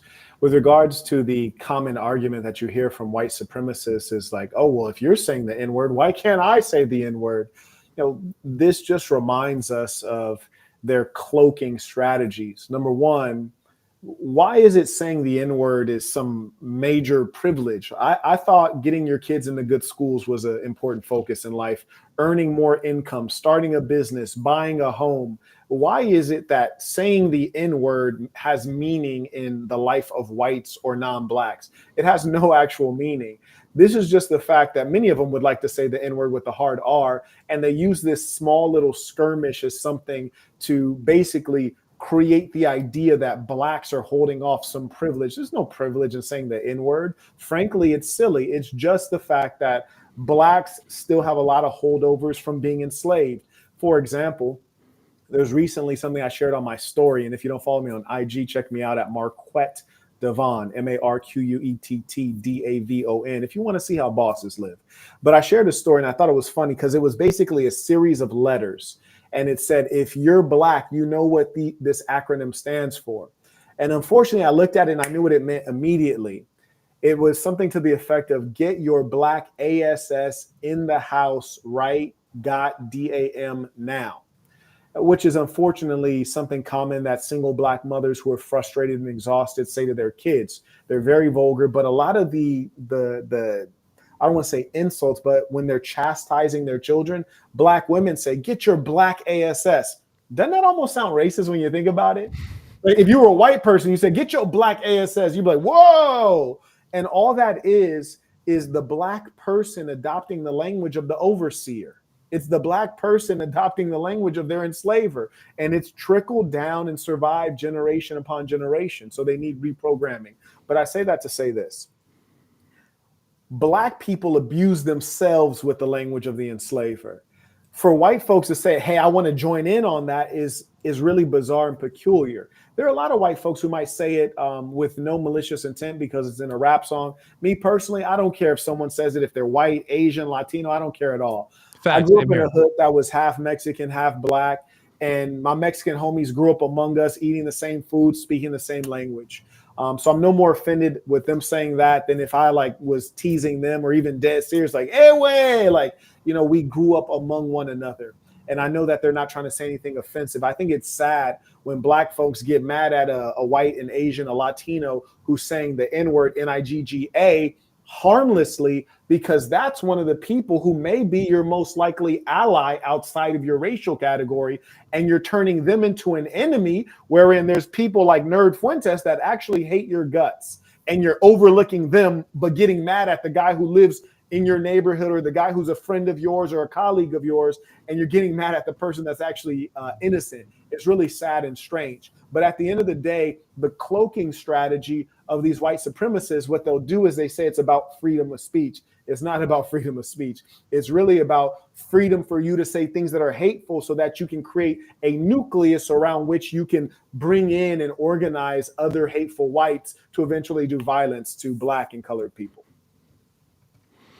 And it's funny because I actually had I was doing a live stream, and people know that I do my live debates. I had some weird character. He was on the Jubilee episode before. I think he may have been on the episode with Myron, and he came on my stream and was calling Myron all type of names, calling him the N-word and stuff like this. And I had to stop this guy. Hard R, yeah, hard R.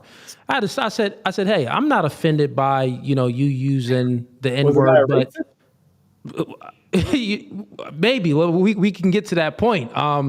But he's a white guy, and he was calling Myron the N-word and some other people. And I said, listen, I'd never met Myron in my life, but I highly doubt that you would call him that word to his face. I say that to say, we all experience some type of clowns that use the word, and they're not really about that life. And they're not about that life, meaning that they're not ready to deal with the consequences. Because if you call me the N-word, if you call me a mother effer, if you call me any insult, it doesn't mean that I'm going to react to it. But it's like, why do it to provoke a reaction? Because I may just have a day where it's like, you know what? I'm reacting to everything. Everything is going up. You never know. It be like that, right? Why would you use a word to insult someone? It's stupid. So I checked that white guy on a podcast, and he apologized and stuff like that. But I say that to also say that, we're not coming at Myron here. Like, Marquette just expressed that, him and Myron are friends. I've never met the man, and I even stuck up for him when some random dude was coming at him on my stream. So it's all love here, man. Let's continue on. Well, go on then, say it. Say you the will M. not have Go on, free go on. Say the M word. Go on. No. Hang Don't on. invite. No. No. I don't want you to invite this woman to say a racially harmful term in front of me, because I'm the only on here. So if she says it, I'm the victim of it. So please don't invite her for ratings to call me the N-word, because that's basically what it's going to be. There's a bunch of white people up here. You and one Uncle Tom on the left here, and to ask her to say the N-word while I'm here is ridiculous. You would not sit here with a Jewish person and say, please use a Jewish slur in front of this Jewish. It's ridiculous. I understand. So one, on that part, you got to give him some credit on the ending part, the tail ending of that. If it was a Jew up here, you would not, Pierce, you would not be pressing. You would never do it. You would never press another person to use a Jewish slur word to a panel. If a person was on a panel that was a Jew, you would never do it, Pierce. So that part of what Lamont Hill said, the ending was facts. The other stuff was an emotional rant. It's funny that he's saying, don't, influence her to use the N-word and provoke her to use the N-word because it is hurtful to me. I would feel hurt. Nigga, how would you feel hurt? You're a grown man, nigga. It's a word. On stream, how you really gonna feel that hurt? It's gonna hurt you, bro? Are you really a victim like that? The other thing, right after that, he then uses the N-word. So one, he's telling Pierce not to have anyone on the panel use the N-word. And then he uses the N-word. And then he insults Myron by calling him Uncle Tom. So that was wild. So like I said, when it comes to this character, Mark Lamont Hill, he's not anyone that, I'm fond of at all. I would agree with Marquette that he had some of the most base takes on here, but I already told y'all he's feminine. He's a soft man. He's a male feminist, and you see it right here. He's very emotional, and he's very sensitive. What's your take on this, Marquette? I think the Uncle Tom term is supposed to be applied to other Black Americans who, or foundation, whatever you want to call them, who betray one another. So you couldn't rightfully apply that to Myron because he's not a foundational Black American. I get his point, though. The outburst was disappointing, primarily and people act like showing emotion is just always a bad thing or it's always feminine. This is actually stupidity, and most of the internet is stupid, because to have emotion is to be human. To utilize emotion is to be strategic, and there's different types of emotion. So his emotion was on the victim side. He could have been aggressive and said, hey, I hope that, people who are watching organize and do this consequence to you. And he could have yelled and screamed and drummed up emotion and tried to pass off that emotion and that spirit, that fighting spirit, into some viewers who maybe really rock with him and said, hey, when you guys see so-and-so or you see so-and-so, do something to them. And that would have been really meaningful and I could respect it. But to say, you're going to hurt me, don't say the word, it's like, bro, knock it off. Are you weird? But the answer is yes. Yes, he is weird. He's intelligent, but he's one of those folks that are dangerous. He's intelligent, but his intelligence is used for dangerous ends, like confusing people about gender or pushing the white liberal woman agenda.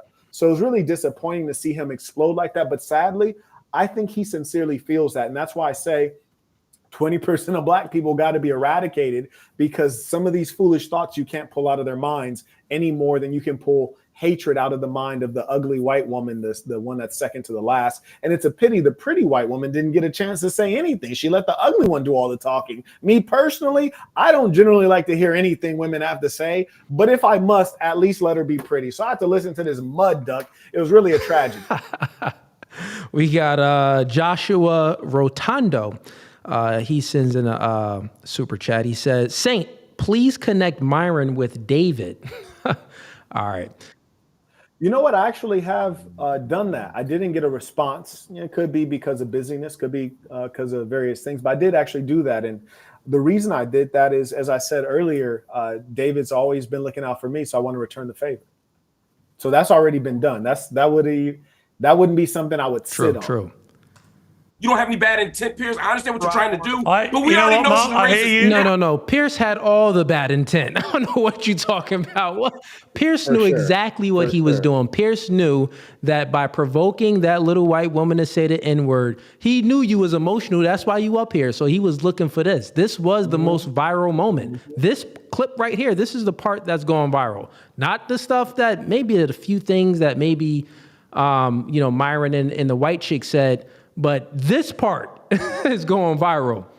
I don't want to invite a racial harm to me. I hear you, and I accept that, and we'll leave it. And the crazy thing is, like, how can you be hit? I guess his camera was shaking, because if I'm moving, it's like, it doesn't seem like to look back a little bit. He was so emotional. I guess he was causing some commotion in the house. In front of this Jew, it's ridiculous. I understand you don't have any bad intent, Pierce. I understand what you're trying to do, but we already know. Yeah. He's really, like you said, Marquette. This probably really touched him.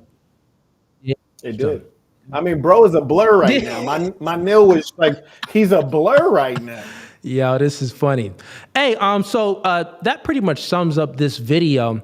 I do want to encourage everyone to subscribe to the Commission podcast at the Commission 1 on YouTube. Go ahead and subscribe to us. This is me and Marquette's joint podcast. This is episode number 1. We got plenty more to come. We are working on bringing some popular guests on the podcast as well. So we got a lot more content for you guys in the future. Marquette, you want to get to anything, any super chats in your Venmo or PayPal you want to get to? Yes, thank you. I appreciate it. Shout out to Master Quincy writes, Peace of the Saints, finally caught you live. I was hoping you gave insight on this, and you always come through. All your work is phenomenal and legendary, and you got Cooley in the mix. What's good, Cooley? Keep the weights on the chest. Shout out to Montandeja writes, Myron isn't black genetically or culturally. I think he uses it when he wants to join conversations. Shout out to the ballers. Armor writes, support. Jamal writes, I'm behind on the live, but I'm here for the game. Shout out to Tyreek writes, Peace of the Saints. Shout out to Dimavelli writes, Quet spitting facts. Shout out to Mont writes, Myron means to talk about his recent kind of black supremacy. Oh, this recent kind of black supremacy, which isn't black supremacy. It's just arrogance and faux confidence. A black woman is talking type. Deen writes, paying tuition. How can we get you on the show, M? I'm not sure which one. I think he's talking about Pierce, the Pierce Morgan Uncensored show. Yeah, gotcha. I think we're going to have to organize a campaign, and we'll have to pick a time to reply to a specific tweet in an organized way and have everyone upvote it, or either I'll tweet and then everyone will have to upvote it. Shout out to Antoine writes, Superman versus Spawn. Maybe it's more about superiority and inferiority as well. I served in the U.S. military, and by the way, this is a bowler alert, and seeing some differences on how each culture treats those who are non-color and those who are color. Will it ever end? Hell nah, it ain't gonna end. Unless everyone gets mixed up and everybody looks like Steph Curry in the future. Mont comes back, writes, Quet, you think you could have this talk with Myron in good faith on both ends? I think it'll definitely be in good faith because we have a good friendship. He writes, meaning with confidence in your argument, but operate under the assumption that the other party has the ability to change your perspective. I don't think either of us will think that the other party is going to change our perspective, but I think we'll reason together, and I think there's a lot of points of intersection. Shout out to Mott. He writes, or do you believe one of you will leave with a bad taste? No, I don't think so. I think we already know where we stand. He's seen enough of my content. I've seen enough of his content. Shout out to Lawya writes, Peace of the Saints. Shout out to Cooley and MDB. Race classification and ideology from 2 German anthropologists led to billions being murdered based on color, not behavior or practice. Truly a moronic idea society accepted. I don't think that they're the reason for that. I think people were racist before that. They just added science to it and order, which is what Germans do. Shout out to Mont and Deja writes, shout out to y'all. By the way, you guys are 2 intellectuals and are always willing to civilly exchange ideas, not just win debates. Believe it or not. That's you read that one earlier. Sorry about that. Mont writes, MHL made a great point with the Elon Musk. Agree. Manny writes, people may hate to hear it, but we all know that Myron isn't wrong about the culture, which has led to a disproportionate amount of crime being committed by a small demographic. We all agree there. But the question is, what's the next step? Is it just to disparage and put down, or are we trying to build something and like what's after that? Because he actually specifically said, he said people are scared to say. That's a lie. People have never been scared to say blacks are inferior. People have never been scared to say blacks are criminal. People have never been scared to say it. He's saying it on a public platform. Nick gets rewarded for saying things like that. And so this is a lie. It's obviously not true by merit of the fact that you're hearing it in public. Shout out to 3 Diglets, writes, true intelligence is getting what you want out of life. Shout out to those who read The Black Box. You can get that on Amazon, by the way. Highly recommend it. Mont came back. Man, is Mont one of your guys? Bro is really supporting out here. Possibly. I'm not sure. Okay.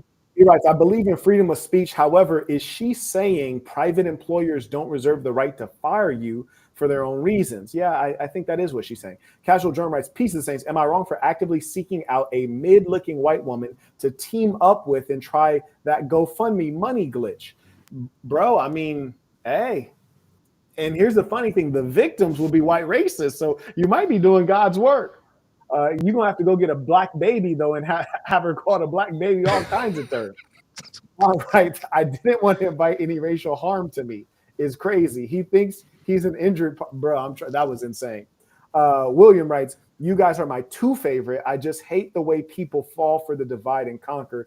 It's the plan to destroy us. And there's one I missed. Somebody that said not even Dr. Umar Johnson would call a white baby. Hey, man, that's funny. Dude, yo. And I think you're right about that. Yeah, Umar Johnson, he's a interesting character. Because I would definitely want to do a podcast with him just so I can ask him some questions to get his take. The first question I would ask him is, for $1 million, would you sleep with the white woman? If he says no, I know. If he says no, it's like, come on, man, you're disingenuous. You are a liar. Big lion, man, because you're not that much in support of black people because you have a child that you weren't even taking care of. More than one. So it's like, come on now, man. And then people get on me like, yo, Cooley, you're with a white woman. You god dang right I am. You know what? Guess what? I got full custody of my kids too. Look at me. Let one of them kids try to steal something out of her diaper bag. Listen, man, listen. At the end of the day, they would hold a Dr. Umar up like he's in support of black people. Cooley, you're with a white woman. You're not in support. This man wasn't even taking care of a seed that he planted, and that seed is black. Meanwhile, I was, and I am. So that's the difference. Action speaks louder than words. Actually, action speaks louder than what you see. Because what you see always isn't what's fully the truth that's being presented. And mind you, I've always been no fugazi, man. And never hid anything. And Marquett knows this is why we teamed up and, doing a podcast together, because when you get 2 individuals like this doing a podcast, if there's any sense of like fraud or like niggas not being real or something fake, it wouldn't be. It just wouldn't be. It wouldn't happen. And I know like there's been exposés about me, exposés about Marquett and stuff like that. But at the end of the day, if it wasn't real, you wouldn't even see it happening, because all the saints, you guys know that Marquett wouldn't team up and do a podcast with just anyone. All the No Fugazi supporters, you know how brutal I am. and my perspective on things. I just wouldn't team up and do a podcast with someone that's a scammer or someone that's this. It ain't happening. So all the negative comments and all the negative propaganda that y'all seen about, us maybe in the past, it isn't true. It isn't true. You got the realest teaming up to do a podcast together, man. Marquett, question for you. And we can do this live too for the chat. So the next, because this guy is all the way in another country traveling, doing some Renaissance man stuff. So when's the next time you want to do this again for the chat? You know what? It would be extraordinary if this would be the first podcast I do on a regular basis at a regular time. So this would be an extraordinary time to start that off. And this next 14 months, we call it Hustlemania. So I'd like to do that. I want to do things differently, bigger. This has to be our year. So this time right here, what is it? Did we start at 5 p.m. 5 p.m. Eastern, yeah. 5 p.m. Eastern. If that works for you, we can go ahead and put that in the books. I should be back in the States by this time. Next time I'll be, traveling through some small towns. So my background will look a little shiesty, but we can get it All right, say that. So I would say you guys can get another podcast from the commission next week on Thursday, because you'll be back in the States by then, right? Wait, hold on. Today's Wednesday in the States, right? Today is Wednesday in the States. I'm sorry, Wednesday. Yeah. Next week on Wednesday. Folks, it's Wednesday, 5 p.m. Eastern Standard Time. Every Wednesday, 5 p.m. Eastern Standard Time. Mark your calendars, whether you notification or not, and make sure you subscribe to the commission. And let me just acknowledge these last couple folks. Shout out to Mont, came back again. He writes, I'm a neutral party, not necessarily a subscriber of either technically, but I appreciate the ability of you both to articulate your positions. Okay, bro, just showing love. That's what's up, man. Respect. Shout out to Antoine as well, supporting the work. And may I acknowledge Ramon came in via Venmo. He writes, tuition will catch the replay. May I also acknowledge via Venmo. Shout out to Joseph supporting the work. He's very consistent. Shout out to Charles, aka Thule, writes, tuition, enjoying the show. Very good. I enjoyed the show as well. May I also acknowledge via PayPal. Shout out to Melvin supporting the work. We appreciate you. Shout out to Eric. Writes, do we agree that the hard R and the word N-I-G-G-A are two different things? Yes, we do agree on that one, Eric. Shout out to Austin, writes, if Myron is invited to the cookout, I need my invitation. Bro, I'm telling you, man, we giving them to everybody if he coming. Shout out to Uchida supporting the work. Says he sent in an email via Venmo. He writes, quote, this interview shows why the assassin is the only way. Myron is the same as the guest on the panel, low IQ. By the way, these are this is the writings of the super chatter. He writes, Myron was asked a specific question and gave a roundabout answer. The white lady is racist in its purest form, and Myron chants freedom of speech. Indeed. The white racist doesn't understand that blacks cannot be racist as they do not have the power position. They cannot discriminate and stereotype, they can discriminate and stereotype, but cannot be racist. He has another one. Okay. In chat, it is Thursday. Why did I say Wednesday? Because Marquette is somewhere else. So yeah, it is Thursday. And I think where you are, it's Friday. Okay. Yeah. Okay, right. Indeed. We all off. It's Thursday here in the States. But you know what? But here's the thing though, Cooley. The reason we're doing it today on Thursday is because we had to reschedule. Yeah. We had to reschedule. It was meant to be Wednesday. That is correct. And to be honest, the reason I liked it on Wednesday is because nothing really pop off on Wednesday. Now, we might keep it Thursday. Maybe we should do a poll or have a conversation. But I remember when I was in university, Thursday night was stuff was cracking Thursday. Thursday, Friday, Saturday was cracking. So you're kind of out and about. But I'm down to do Thursday if you're trying to do Thursday. You know what? Wednesday, hump day. I like Wednesday. Yeah, let's do Wednesday. It just makes sense. All right. And also, we will have an intro for you guys. Also, anyone that are editors, we need some editors to help out with the creativity for the show. So you can go ahead and DM me on Instagram at No Fugazi Podcast on Instagram, or you can hit up my main Instagram channel at Cooley1007. Hit me up, or also contact Marquette as well, because we are looking for some editors to, and if you are good at what you do, I'll definitely pay you. So, Looking forward to get an intro done. Cooley gonna pay y'all. Marquett said, Cooley gonna pay. I ain't paying y'all a thing. Repeat what Cooley said. Cooley said he's gonna pay y'all. Shout out to the Listen, brother. hit me up, and if you are good at what you do, you know, I'll utilize your stuff. But I'm looking for a full intro and outro to the podcast as well. This would be utilizing some content that we already have. So, you know, we would have to send you some of our content out.